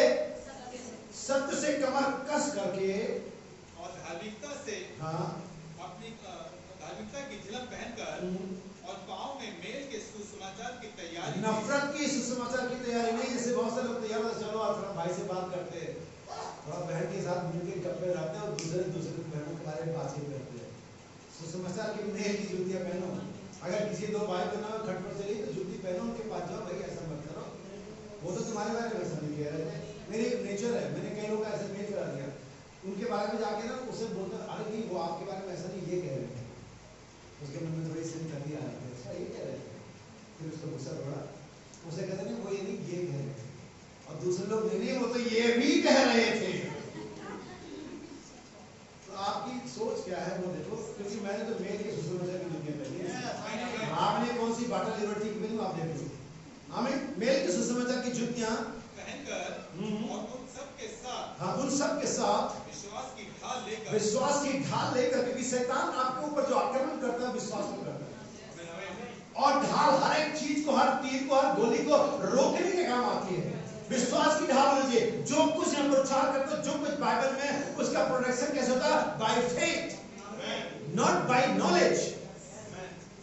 यही वजह है कि बहुत सारे लोग नबी को नबी मना करने वाले महसूस से निकल लोग आक्रमण कर रहे हैं। हम जा नहीं सकते, मेरे पास डिबेट के स्थान है, जाकर के डिबेट करने वाले हैं, लेकिन हमारा विश्वास है, नॉलेज नहीं। अब फिर मैं देखता हूँ कितना वो लोग गुब्बारा कितना पूरा हुआ है, लेकिन गुब्बारा इतना बड़े गुब्बारे में जितना बड़ा फूलता है, एक छोटी सी नोक होती है, छोटा सा पॉइंट होता है,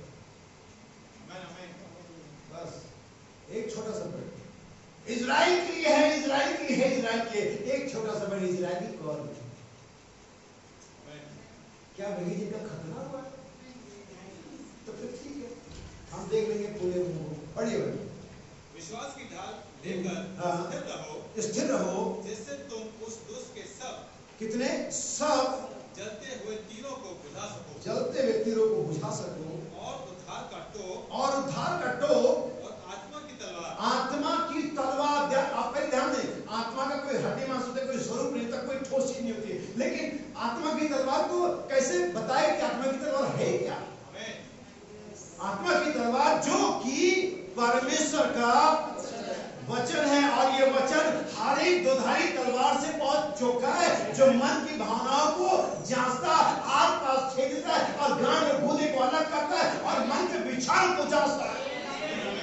जब ये तलवार चलती है तो लोगों के विचार प्रकट होते हैं, लोगों का कैरेक्टर प्रकट होता है। जब ये तलवार चलती है मसीह के नाम की बपतिस्मे की, एक परमेश्वर की, सब मस्जिद की, संस्थाओं की, तो लोगों के चेहरे, क्योंकि बड़ा लालच है कि काटपीट चल रही होती है।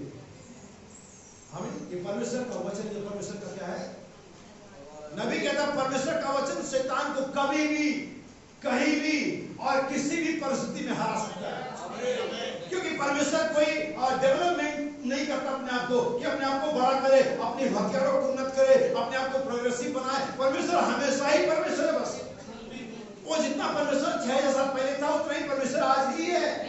परमेश्वर थोड़ा बड़ा परमेश्वर नहीं हो गया, परमेश्वर थोड़ा स्मार्ट परमेश्वर नहीं हो गया, परमेश्वर थोड़ा और ज्यादा एजुकेटेड परमेश्वर नहीं हो गया, वो अभी भी परमेश्वर ही है। इसलिए परमेश्वर ने बच्चों को सुरक्षा के लिए एक ही हथियार दिया था, जो अनन्य दिया था, जो कि परमेश्वर का वचन था, और परमेश्वर से कभी बदला नहीं। फिर परमेश्वर जानता है किसी भी युग में, किसी भी समय में, किसी भी मॉडर्न एज में, किसी भी वैज्ञानिक युग में शैतान का सामना सिर्फ वचन से ही किया जा सकता है। So stay with the word, वचन के साथ बने रहे, आप जीत पाएंगे। सुनिए आगे, और आत्मा की तलवार, और आत्मा की तलवार जो परमेश्वर का वचन है, जो परमेश्वर का वचन है, ले लो, और हर समय कितने देर? संडे जब ऑर्केस्ट्रा पार्टी चल रही हो, हेल सॉन्ग से बिजी हो जाओ, उस समय से हर समय क्या करते रहो? और हर प्रकार से आत्मा में प्रार्थना, हम शरीर में करते हैं। भाई आत्मा में प्रार्थना कैसे की जाती है? किसी दिन सीखेंगे आत्मा में प्रार्थना कैसे की जाती है, आत्मा में प्रचार कैसे किया जाता है, आत्मविश्वास में, आत्मधर्म कैसे करा जाता है। ये सब जो कुछ भी होता है आत्मा में होता है, क्योंकि आप शरीर नहीं है। मैं आपको जो दिख रहा हूँ ये मेरा शरीर है, मैं आपको कभी नहीं दिखूंगा। ये आप नहीं जो आप बैठे हुए हैं। क्या आपने कभी ध्यान दिया मरने के बाद उसे पापा मम्मी ताऊ चाचा नहीं, बॉडी कही जाती है। कोई नहीं कहता पापा पड़े हुए हैं, कोई नहीं कहता पापा को कब दफनाएंगे, कहता बॉडी पड़ी हुई है, बॉडी को दफना। या बॉडी आप नहीं, इसलिए बाइबल कहते हैं अब तक हमने अगर सही से समझा आप नहीं समझेंगे। क्या समझ पा रहे? आत्मा में प्रार्थना करते हुए और विनती करते रहो कि सब पवित्र और इसीलिए ठीक है। ओके, आइए हम परमेश्वर के वचन में से एक और आयत पढ़ें, और ये बहुत ही खूबसूरत है। जैसा कि हमने ये पढ़ा था प्रकाशित वाक्य 12 है, उसकी 7वीं आयत को पढ़ेंगे हम। और मेरे साथ थोड़ी देर रहना। अब युद्ध के उस अंतिम पक्ष में जा रहे हैं जहां पर 9 को पंच देंगे हम। क्या तैयार है? क्या लड़ने के लिए तैयार है? युद्ध आपको डराना नहीं चाहिए, युद्ध आपके अंदर में जोश भरना चाहिए। हमें युद्ध आपके जो कंधे हैं उनको और ऊपर लेकर के आना चाहिए। युद्ध आपका सीना बाहर करता है, युद्ध आपके ब्लड सर्कुलेशन को और तेज कर देता है। जब युद्ध का समय आता है तो जो डरपोक है वो तो कहीं छुप जाएंगे, लेकिन जो वॉरियर्स है, जो योद्धा है, वे आगे निकलते हैं। तो शैतान को ललकारते जैसे डेविड ने ललकारा, तू खतना है, पर तेरी हिम्मत कैसे हुई? डोंट टेक पर्सनली, व्यक्तिगत तौर से ना ले। परमेश्वर और शैतान के खिलाफ युद्ध है। आप किसके साइड है? ये युद्ध परमेश्वर शैतान के बीच में है। आपको कुछ कहना चाहता हूं मेरे भाई बहन, आप जानते हैं दुनिया के बहुत सारी संस्थाएं हैं। आपने कभी यूएन का नाम सुना? United Nations. आपने यूरोपियन यूनियन के बारे में सुना, जिसे यूक्रेन कुछ दिन पहले अलग हुआ था, घाटा हो गया। कितने लोगों ने कभी यूरोपियन यूनियन के बारे में, जिससे कुछ दिन पहले इंग्लैंड भी अलग हो गया था, किसी ने सुना उन बातों के बारे में? यूक्रेन को घाटा हो गया। अगर वो नाटो में होता तो नाटो उसके खिलाफ, उसके साथ युद्ध लड़ता। अब चूंकि यूक्रेन नाटो में नहीं है, इसलिए नाटो के साथ युद्ध नहीं लड़ेगा। युद्ध तो यूक्रेन लड़ेगा, लेकिन अकेले लड़ेगा। आज अकेले लड़ने की हालत यह है कि अब यूक्रेन के पास कुछ नहीं बचा। मेरे पिताजी कहा करते थे, शेर के साथ लड़ना बेवकूफी है, कि जीतेंगे नहीं आप। मैं दुनियावी तौर से कह रहा हूं, इसको आप ही मिला देना कि नहीं हम जीत जाएंगे, सब नहीं जीता। मैं वैसे नहीं कह रहा हूं, पर मेरे साथ रहा तो आप चीटी से भी नहीं जीतेंगे। आप कहेंगे ऐसा नहीं है, मैं आपको दिखा सकता हूं कितने बार ऐसा हुआ। छोटी सी चीज हमें मार देती है, लेकिन परमेश्वर साथ हो तो बड़े से बड़ा दुश्मन भी हमारा कुछ कर नहीं सकता। हालेलुया। यहां सुनना, आमतौर पर मछली मुंह में जाती ना हमारे, हमारे तो ये होता नहीं कि हमारे मुंह मछली हमारे मुंह में जाती है, लेकिन व्यक्ति मछली के मुंह में चला गया, फिर भी मछली। हमें समझना है आपको। तो हमारा पक्ष अगर नहीं है तो याद रखिएगा, आपने अभी तक डिसाइड नहीं किया किसके साथ है, किसके पक्ष में है, किसके साथ होकर के युद्ध लड़ने जा रहे हैं, तो याद रखिए आप डिफीट खाएंगे। अगर यूक्रेन नाटो में होता तो वो आज हारता नहीं, क्योंकि नाटो के साथ मिलकर के लड़ता। जब आपका युद्ध शुरू हो तो आपको अपना साइड लेना है। इसे नबी कहता है यीशु के पक्ष में खड़े होना। अगर आप यीशु के पक्ष में खड़े होंगे तो यीशु आपके लिए लड़ेगा। फिर लड़ाई आपकी नहीं है, फिर ये परमेश्वर की लड़ाई बन जाती है। हालेलुया। ध्यान से सुनना मेरे भाई बहन, क्या आप ये जानते हैं कि परमेश्वर आपके खिलाफ पर्सनल फाइट को परमेश्वर अपने लिए मानता है? आज आपके बात बताने जा रहा हूं बाइबल के अनुसार कि आपके खिलाफ पर्सनल फाइट को, पर्सनल अटैक को जो शैतान आपके खिलाफ करता है, परमेश्वर इसे अपने खिलाफ मानता है। कितने लोग जानते हैं? ये लफेबाजी नहीं है। जकरिया में किताब 2 अध्याय 8 वचन, book of Zechariah chapter 2 verse 8, जल्दी से निकालिए। और उसका फिर काम 9 उसका 4, जकरिया 2 अध्याय 8 वचन, ध्यान से सुनिएगा। क्योंकि सेनाओं का यहोवा, पहली बात उसका नाम बड़ा यूनिक है। किसी परमेश्वर का नाम ऐसा नहीं है। जितना भी दुनिया में जितने सो कॉल्ड गॉड्स हैं, उनके नाम ऐसे नहीं है। सेनाओं का यहोवा, हालेलुया। पहली बात अगर ये सेनाओं का यहोवा मस्ट बी हैव आर्मी, उसके पास सेना होनी ही चाहिए। क्या मैं उस सेना से बात कर रहा हूं? हालेलुया। मैं उस सेना से, और सेना बुलाती है। जानते जब सेना किसी को अपॉइंट करते हैं, रंगरूट बन जाते हैं, ना सिर्फ फिजिकल ट्रेनिंग होती है बल्कि मेंटल एक्सरसाइज भी होता है। आपको मेंटली स्ट्रांग बनाया जाता है कि आप लड़ाई के समय हारे नहीं, आपका मन अच्छा ना हो, आप जाएं और आपके अंदर मर मिटने का जज्बा हो। ये उनका मेंटल डिपार्टमेंट, उनके साइकोलॉजिस्ट करते हैं। और मैं सोचता हूँ कि इस आत्मिक सेना के साथ आज सुबह मैं वही कर रहा हूँ। क्या मेंटली आपको स्ट्रॉन्ग कर रहे हैं ताकि आप लड़ाई जब भी शैतान का कोई अटैक है, चाहे वो आपकी पत्नी पर है, आपके बच्चों पर है, और किसी भी रूप में कितना भी स्ट्रॉन्गली है, आप स्टैंड खड़े रहे वहां पर। हालेलुया। क्योंकि सेनाओं का यहोवा यो कहता है, क्या कहता, सुनिए, उस तेज के प्रकट होने के बाद हाँ, उसने मुझे उन जातियों के पास भेजा है जो तुम्हें लुटती थी, हाँ, क्योंकि जो तुमको छूता है, क्योंकि जो तुमको इंडिविजुअल पर्सनल जो तुमको छूता है वह मेरी आँख की परमेश्वर से पर्सनली ले रहा है। और हम सोचते अरे हमें क्या, हमें थोड़ी को तो पास्टर से बोला था उन्होंने, और हमें क्या, उनको उनसे बोला था उसने। अगर ये वचन के खिलाफ आक्रमण है, ये मेरे खिलाफ आक्रमण है, ये परमेश्वर के खिलाफ आक्रमण है। दाऊद कहता है हे परमेश्वर जो तेरा शत्रु है वो मेरा शत्रु है। अगर परमेश्वर इसे पर्सनली नहीं लेता है, अपने खिलाफ लेता है, तो वो लड़ाई जो परमेश्वर के खिलाफ लोग कर रहे हैं, जो संस्थाएं प्रचारक परमेश्वर के वचन का बोल रहे, वो उनके खिलाफ नहीं, वो हमारे खिलाफ है। हम ये हमारी लड़ाई है। क्या समझे इसे? यही वजह कि हम संस्थाओं के खिलाफ बोलते हैं, क्योंकि परमेश्वर के खिलाफ बातें कर रही है। अगर परमेश्वर आपकी लड़ाई को पर्सनल ले रहा है, तो तुम्हें छूटा मेरी आंख की पुतली को छूटा। परमेश्वर से पर्सनल ले रहा है, और तुम चाहते तो हमें क्या, रिप्रेजेंटेटिव, हम उसके ऐसे रिप्रेजेंटेटिव है। परमेश्वर से पर्सनल आई मैं और आपको कंफर्म कर बैठ कि 2 या 3 लोगों से फिर तो काम 9 अध्याय 4 वचन बहुत ही महत्वपूर्ण है। फिर तो काम 9 अध्याय 4 वचन, book of Acts chapter 9 verse 4। और वह भूमि पर गिर पड़ा, और वो भूमि पर गिर पे साउल का कन्वर्जन का रिपोर्ट है जो दे रहा है वहां पे लोगों को। हाँ, और वह भूमि पर गिर पड़ा और यह शब्द सुना, हे शाऊल तू मुझे क्यों सताता है? यहाँ पर यीशु है। हे साउल तू मुझे, यीशु ने लिखा हे साउल तू मेरे लोगों को क्यों सताता है? यीशु ने कहा हे साउल तू कलीसिया को क्यों सताता है? हे साउल तू ऐसे वचन के खिलाफ बातें क्यों कर रहा है? यीशु ने ऐसा नहीं कहा। फिजिकली यीशु मसीह की मुलाकात साउल से कभी नहीं हुई थी, लेकिन यीशु मसीह ने उस फाइट को जो साउल ने उसके लोगों के खिलाफ करी थी, उस घसीटे जाने को, उस बांधे जाने को, उन कोड़े मारे जाने को, उन कत्ल किए जाने को जो साउल ने यीशु मसीह के लोगों को किया था, उसे पर्सनली अपने ऊपर लिया। तू मुझे क्यों सताता है? हमारी रिस्पांसिबिलिटी क्या है? जब कोई वचन के खिलाफ बोलता है, वो परमेश्वर के खिलाफ बोलता है, और एज सन्स ऑफ गॉड हमारी जिम्मेदारी बनती है हम आवाज उठाएं, सर आप गलत हैं, आप पादरी हैं, आप पोप हैं, आप बिशप हैं, आप जो भी है, अगर वचन के खिलाफ है आप गलत हैं।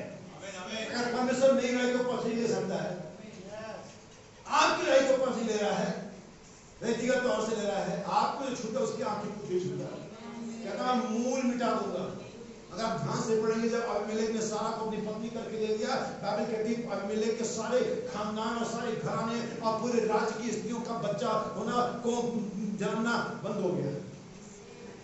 परमेश्वर का तेरे खानदान से एक भी जनरेशन आगे नहीं जाएगी, कोई पैदा भी नहीं होगा, तुम यहीं कहीं समाप्त हो जाएगा।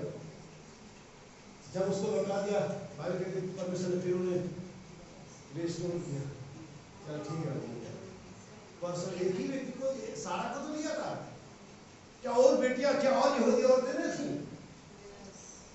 मेरे भाई बहन, परमेश्वर इसे आपके लिए लड़ाई को अपनी लड़ाई मांग रहा है। तो एज ए क्रिश्चियन हमारी जिम्मेदारी बनती कि परमेश्वर के खिलाफ लड़ाई को हम परमेश्वर के साथ और परमेश्वर के लिए लड़ाई। एक कोड मैं पढ़ूंगा भाई के साथ, भाई बहन क्या कहते हैं, जस्ट 1 कोड है ये, उसके बाद 2-4 कोड मैं यहाँ से पढ़ूंगा और फिर मैं समाप्त करूंगा। यहाँ से सुनिए भाई बहन, कहते ज्यादा लाइनें नहीं है, 2-4 लाइनें हैं। I don't care what it is. मैं कभी कहता मैं परवाह नहीं करते क्या है। See, देखिए, if it's against God's word, अगर ये परमेश्वर के वचन के खिलाफ है, be against it. तो हम इसके खिलाफ हैं। अगर बपतिस्मा यीशु मसीह के नाम का बपतिस्मा परमेश्वर के वचन के साथ है, पिता पुत्र आत्मा के नाम का बपतिस्मा वचन के खिलाफ है, हम उसके खिलाफ हैं। अगर बच्चों का बपतिस्मा बाइबल में नहीं है, हम उसके खिलाफ है। स्त्री प्रचारक बाइबल में नहीं है, हम उसके खिलाफ है। जो कुछ वचन के खिलाफ है, हम उसके खिलाफ है, चाहे वो कोई और कैसा भी क्यों ना हो। सुनिए, That's your enemy. और वही आपका शत्रु है। हम अपने शत्रु को पहचानते नहीं। Anything that's against the word of God जो कुछ ही परमेश्वर के वचन के विपरीत है, is your enemy. वही आपका शत्रु है। Everything that's for the word is your brother. वो सब कुछ जो वचन के लिए है वो आपका भाई है, वो आपकी बहन है। जो वचन के साथ है वही आपका भाई और बहन है। और यही बात यीशु मसीह ने उस दिन कर दी जब मरियम उसे छोड़कर चली गई। यीशु का जो कौन है मेरी माता और कौन है मेरा भाई। एक कैथोलिक प्रचारक ने जब मैंने उनके घर में जब मैं उनके घर में बचने की एक छोटी सी दुआ करा था, मैंने मरियम का हवाला लिया और मैंने कहा मरियम एक लापरवाह माँ थी और यीशु पीछे रहेगा, उसको मालूम भी नहीं है। जैसे आजकल की लापरवाही में बच्चे कहाँ जा रहे हैं, किससे मिले, लड़के किससे मिले, लड़के कैसे चल गए, मालूम ही नहीं। मरियम भी ऐसी थी, यीशु पीछे रह गया, मरियम को मालूम ही नहीं। वो प्रचारक आकर मेरे पास मीटिंग के बाद, आपने मरियम कैसा कैसे कहा? मैंने कहा भाई सॉरी, मैंने कुछ नहीं कहा, बाइबल लिखा हुआ, मैंने कुछ नहीं कहा। वहाँ लिखा हुआ कि मरियम बाइबल कहती है, दोनों चले गए, उनको पता नहीं चला कि यीशु बालक यीशु मंदिर में। मैंने वही बोला, मरियम भूल गई थी, आजकल बहुत सारी बात हो जाती है। फिर आया नहीं यीशु का कि कौन है मेरा माता, कौन है मेरा पिता, कौन है मेरा, यीशु मसीह ने पिता नहीं कहा था उसने, बाइबल को पढ़ लो। यीशु ने कहा कौन है मेरी माता, कौन है मेरा पिता, यीशु ने कभी नहीं कहा। इसलिए हम पढ़ते नहीं बाइबल से। बहुत से लोग कहते वो जो राउत था वो सूअर की फलियां खाता था, आप बाइबल दिखाना कहीं लिखा हो कि खाता था, लेकिन सुना यही दिमागों में खाता था, कहीं नहीं लिखा खाता था, लेकिन खाना चाहता था, खाया नहीं। हमें जैसे वही वाली बात आ गई ना, दिमाग में फिट सदियों से सालों से दिमाग फिट हो गया और जब कोई चीज बार बार बोले तो दिमाग फिट हो जाता है, हम उसे सच मान लेते हैं। ये अमिताभ बच्चन में उस पिक्चर में नहीं कहा था कि इस तुम्हारे बाप लगते हैं, लगते भी नहीं कहा था, पिक्चर देख लो दोबारा, सीन देख लो ना, होते हैं कहा था, लेकिन सब बोलते लगते, कहीं नहीं कहा था। ऐसे ही बाइबल में चल रहा है, सुनते सुनते सुनते सुनते बात वही प्रचार कर, हमें लगता है यही लिखा नहीं लिखा होगा, बाइबल को पढ़ो। हमें नबी कहते हैं कि जो कुछ भी परमेश्वर के वचन के विपरीत है, हम वो हमारा दुश्मन है। और आप दुश्मनों को गले नहीं लगाते हो, आप उसे कास्ट आउट करते हो। अगर आप बाइबल में देखेंगे, हर बार दुश्मन को जब भी कोई रिबेलिंग खड़ा हुआ, जब भी कोई विद्रोही खड़ा हुआ, उसे कास्ट आउट कर दिया गया। आइए फटका से भारत देश में चले, हाँ समाप्ति को जा रहा है। ध्यान सुना, ये बहुत ही इंटरेस्टिंग है। अगर इस चैप्टर को, इस थॉट को समझ गए तो सारा कुछ समझ में आ जाएगा। बहुत जरूरी इसको समझ लेना। 12 की 7वीं आयत से पढ़े, कहाँ लड़ाई हुई? ये लड़ाई किस प्रकार की थी? ये लड़ाई आप जानिए, ये लड़ाई किसी रुपए पैसे के लिए नहीं थी, ये लड़ाई किसी ओहदे के लिए नहीं थी, ये लड़ाई सम्मान की लड़ाई थी। आमीन। ये किसी को सुपरसीड कर देने की लड़ाई थी, ये किसी से आगे निकलने की लड़ाई थी, ये किसी के जैसा बनने की लड़ाई थी। और ये कम बुद्धि वाला शैतान था।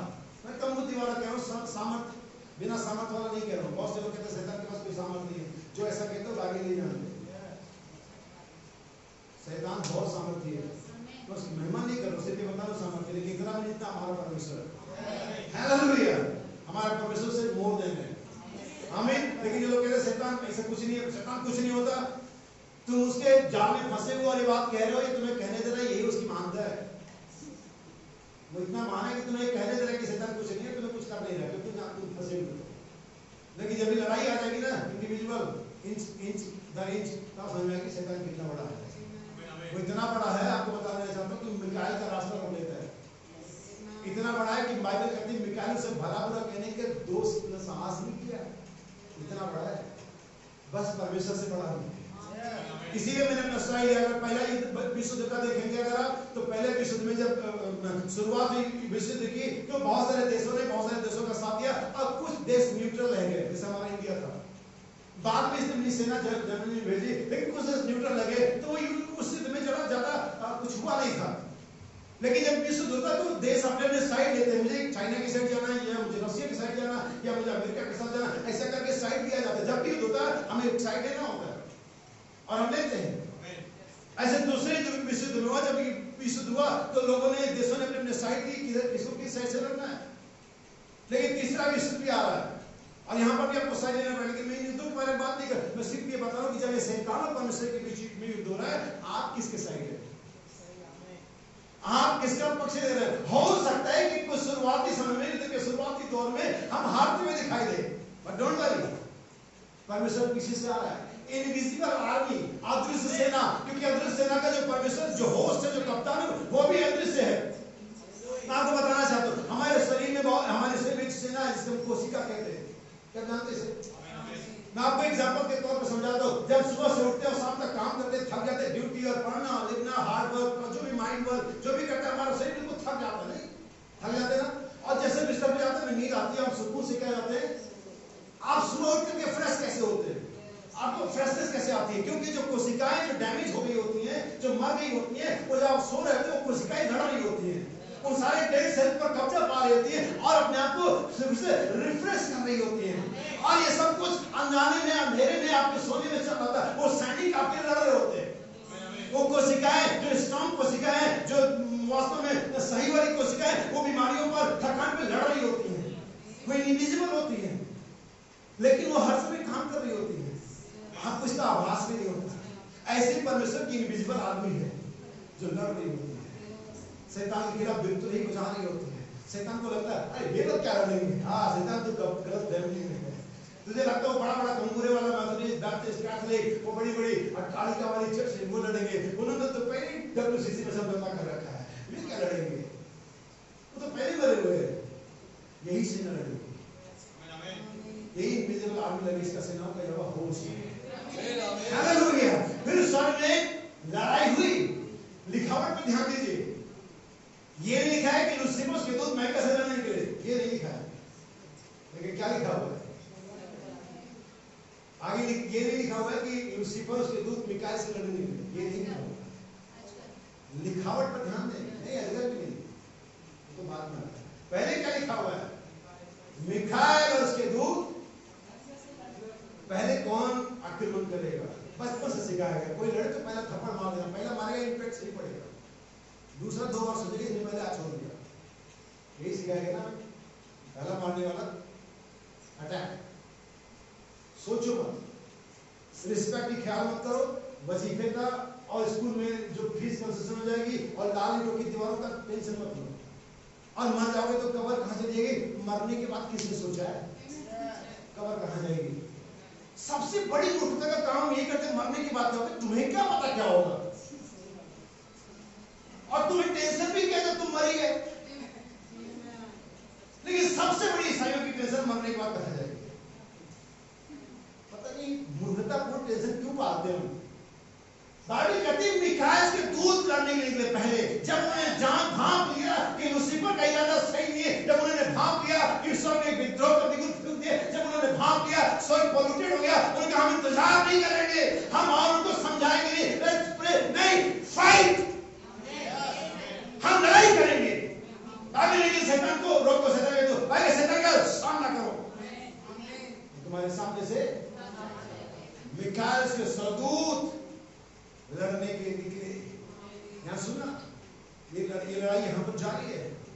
बहुत से लोग कहते हैं, जैसे उत्पत्ति 6 में लिखा कि परमेश्वर के पुत्र ने देखा कि स्वर्ग में मनुष्य कितने खूबसूरत है, जिनको चाह रख लिया, ब्याह कर लिया। बहुत से लोग कहते हैं गिराए हुए स्वर्गदूत है। हमारे पास बहुत सारे रेफरेंस बताएंगे कि ऐसा वैसा, ऐसा नहीं है, वैसा नहीं है, लेकिन मैं आपको एक एग्जैक्ट रेफरेंस देता हूँ जो किसी भी रेफरेंस से ऊपर रहेगा। पत्रुस की पत्री में कहते हैं परमेश्वर ने उन स्वर्गदूतों को भी नहीं रख छोड़ा जिन्होंने अपने पद पर स्थिर ना रहे, वरन न्याय तक के लिए उनको अंधकार में क्या कर रखा है? तो इधर कैसे गिर गए जब बांध रखा था? सिंपल सी बात है ना, जब परमेश्वर को उसी दिन बांध दिया जंजीरों में, तो खींचे नीचे कैसे गिर गए? अरे बाइबल कहती है परमेश्वर को बांधे कोई खोल नहीं सकता, वो कोई स्वर्गदूत नहीं थे, वो सेठ का वंश था, परमेश्वर के बेटे और बेटे थे। अगर आप बाइबल पढ़ेंगे, उत्पत्ति 6 पढ़ेंगे, 3 आयत पढ़ेंगे, ताबीर कहती है मेरा आत्मा मनुष्य के साथ सदा विवाद करता ना रहेगा। इसका मतलब डिबेट और डिस्कशन नहीं है, इंग्लिश में स्ट्राइव मतलब कोशिश, प्रयास नहीं करेगा। जब परमेश्वर के को इनकार कर देते, परमेश्वर के वचन को इनकार कर देते, दुनिया के साथ सम्मिलित हो जाते, दुनिया की बातों में लिप्त हो जाते, परमेश्वर का आत्मा और ज्यादा आपके साथ प्रयास नहीं करेगा, परमेश्वर के पुत्र होने के बाद भी नाश हो जाएंगे।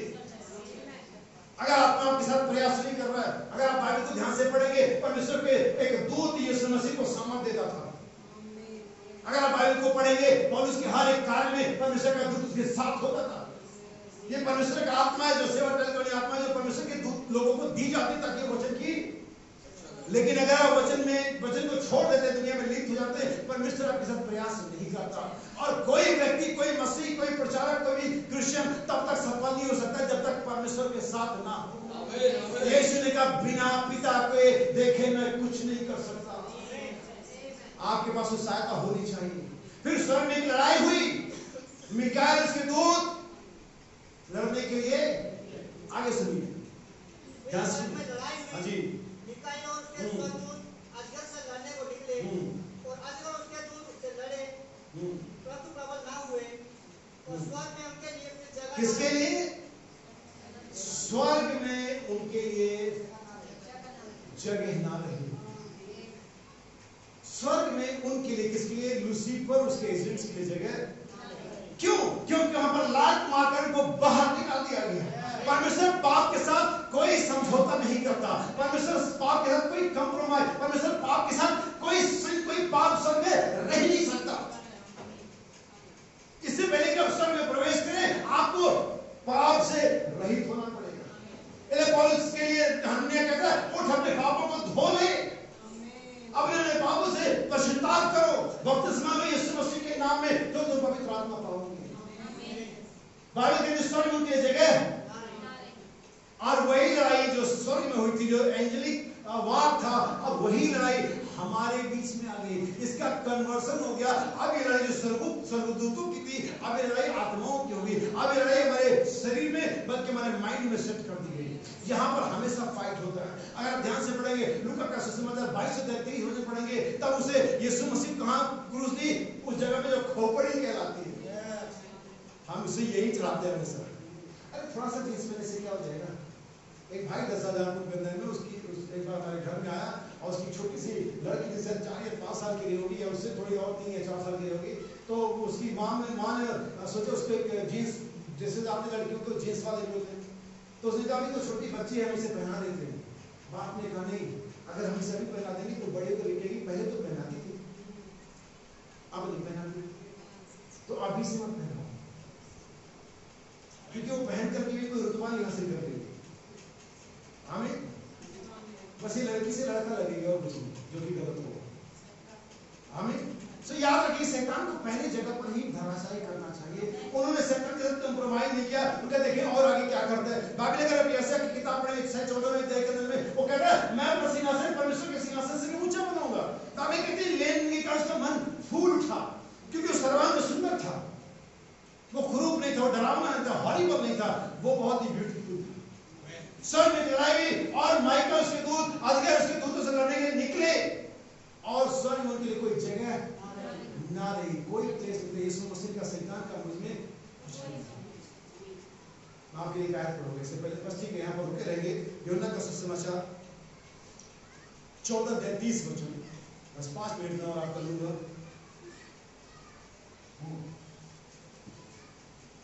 गॉस्पेल ऑफ जॉन चैप्टर 14:30, ध्यान से सुनिएगा।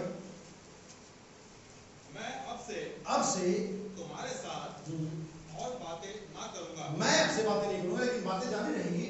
अगर आप पीछे आगे जाकर 16वें अध्याय में जाएंगे तो उसने कहा मुझे तुमसे और भी बातें कहनी है इन फ्यूचर, लेकिन अभी मैं नहीं करूंगा पर्सनल। वो यीशु मसीह देह में था, मैं तुमसे अब बातें नहीं करूंगा, क्योंकि वजह उसका इस संसार का सरदार, the prince of this world, इस संसार का सरदार आता है और मुझ में उसका कुछ भी नहीं है।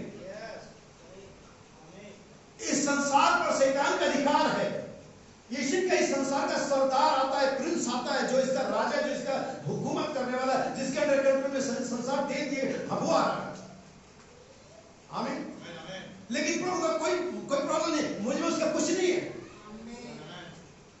लेकिन बाइबल कहती है हे स्वर्गों और उनमें रहने वालों, ध्यान सुना, हे स्वर्गों और उनमें रहने वालों।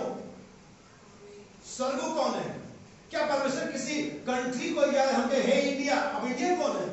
जैसे मैं कहूं उत्तराखंड, कहां है? कहीं देखा उत्तराखंड? वो गढ़वाल के आखिरी छोर पर भी है और कुमाऊं के आखिरी छोर पर उत्तराखंड है। एग्जैक्टली उत्तराखंड जैसा कोई एक ठोस पदार्थ एग्जिस्ट नहीं करता। समझ आई बात? ऐसे जो स्वर्ग अगर कहा जाए तो स्वर्ग, तो ऐसा कुछ भी नहीं। हम सोचते हमारे मानव बुद्धि से स्वर्ग कौन है? मैं और आप क्या विश्वास करते हैं? स्वर्ग में रहने वाले, 24 प्राचीन, चारों प्राणी, शराब, तमाम तरह की और चीजें, हे स्वर्गों में रहने वालों आनंदित हो। क्यों? आई पढ़े। हाँ और तुम्हारे बहुत नहीं, प्रकाशित वाक्य, हाँ जी, जहाँ हमने छोड़ा था। तो वह बड़ा अजगर, हाँ, अर्थात वही पुराना सांप जो इब्लीस और शैतान अब इसके कई नाम दिखाए गए कि आप कहीं कहीं से भी पकड़ लो कि शैतान नहीं को, कई सारे प्रतीक आपके सामने रख देंगे, इब्लीस, अजगर, सर्पेंट और तमाम बातें। शैतान कहलाता है और सारे संसार का भरमाने वाला है। किसका? सारे संसार का भरमाने वाला, वही तो डिसीवर है। बड़े बड़े प्रेसिडेंट, बड़े बड़े प्राइम मिनिस्टर, बड़े बड़े वैज्ञानिक भरमाए गए।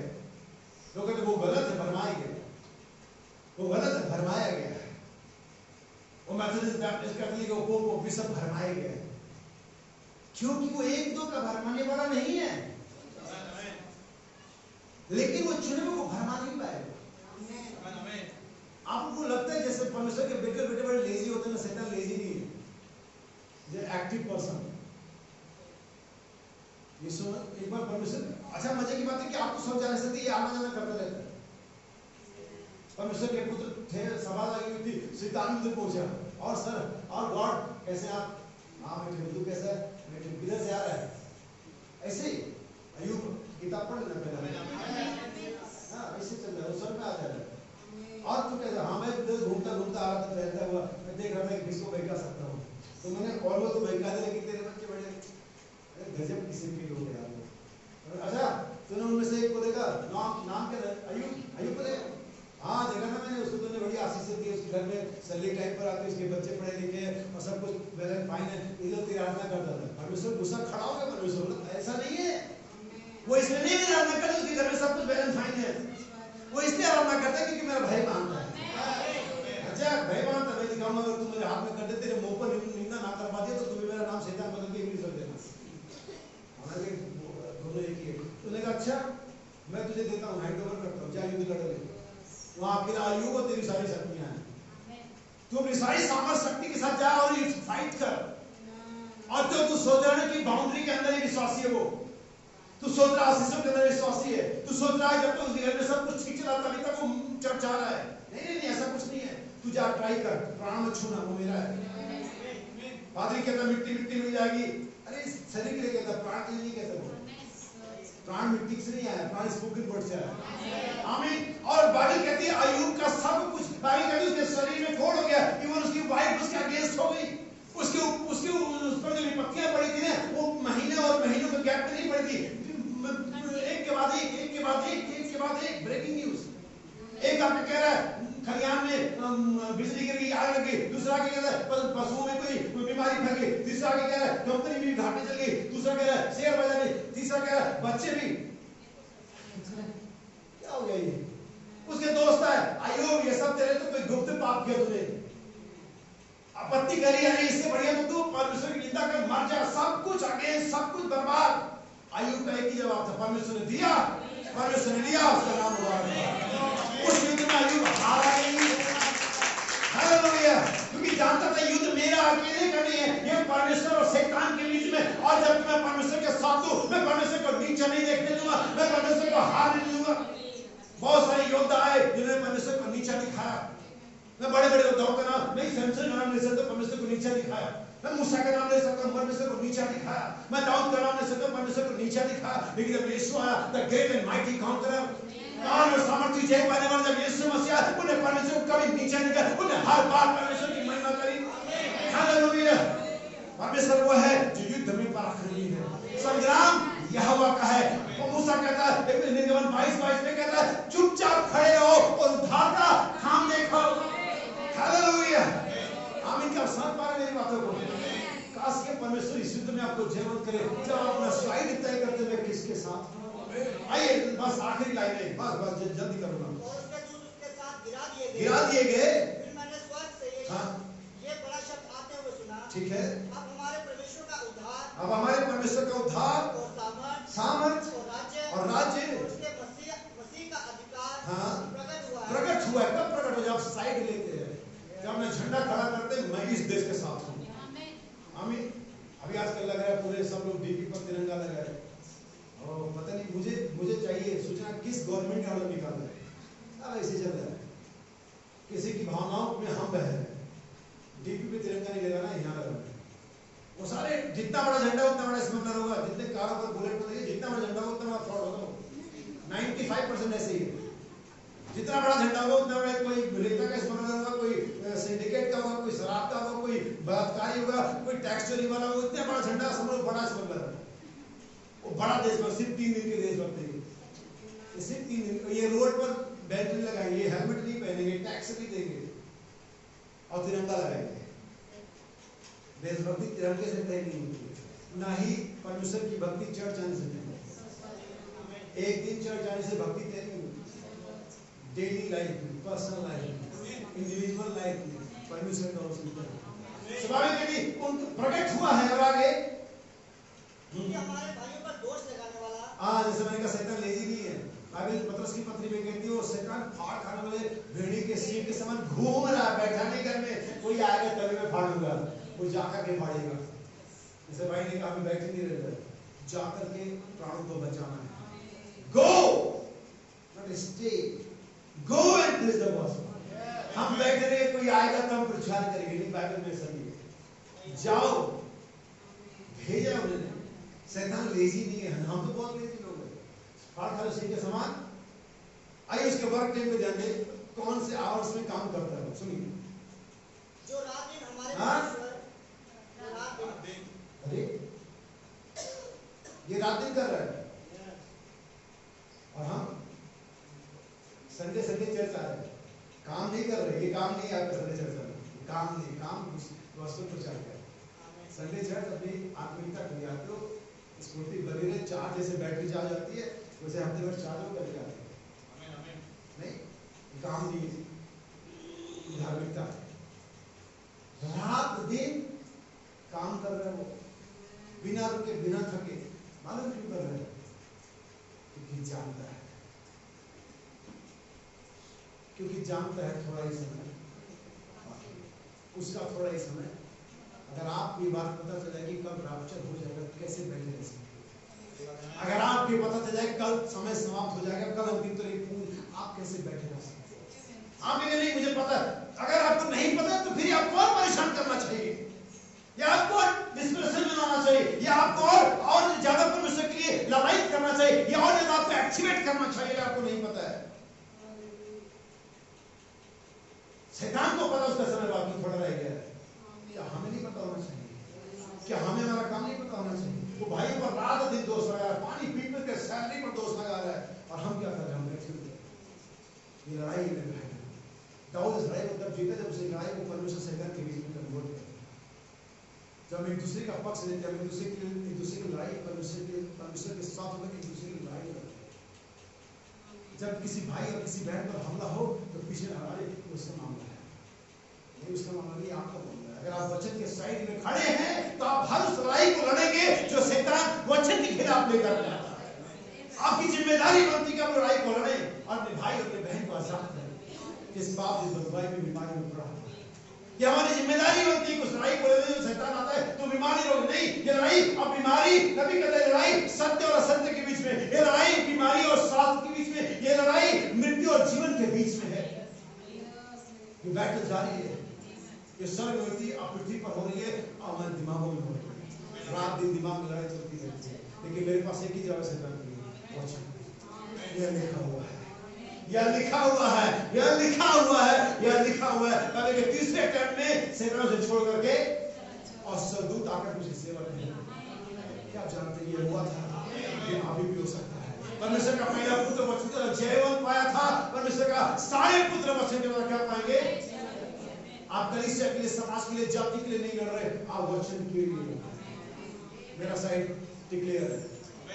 अगर तुम्हें महान तो इस बार अपने पुरखों के देवताओं की उपासना करनी भय लगे तो तुम करो, लेकिन ये हो चुके जहां तक मेरा और मेरे घराने का सवाल है, हम यहोवा की ही सेवा करेंगे, हम परमेश्वर के साथ खड़े रहेंगे, हम इस संदेश के साथ खड़े रहेंगे, हम इस वचन के साथ खड़े रहेंगे जब तक कि परमेश्वर हमें पूरा जीवन नहीं करता।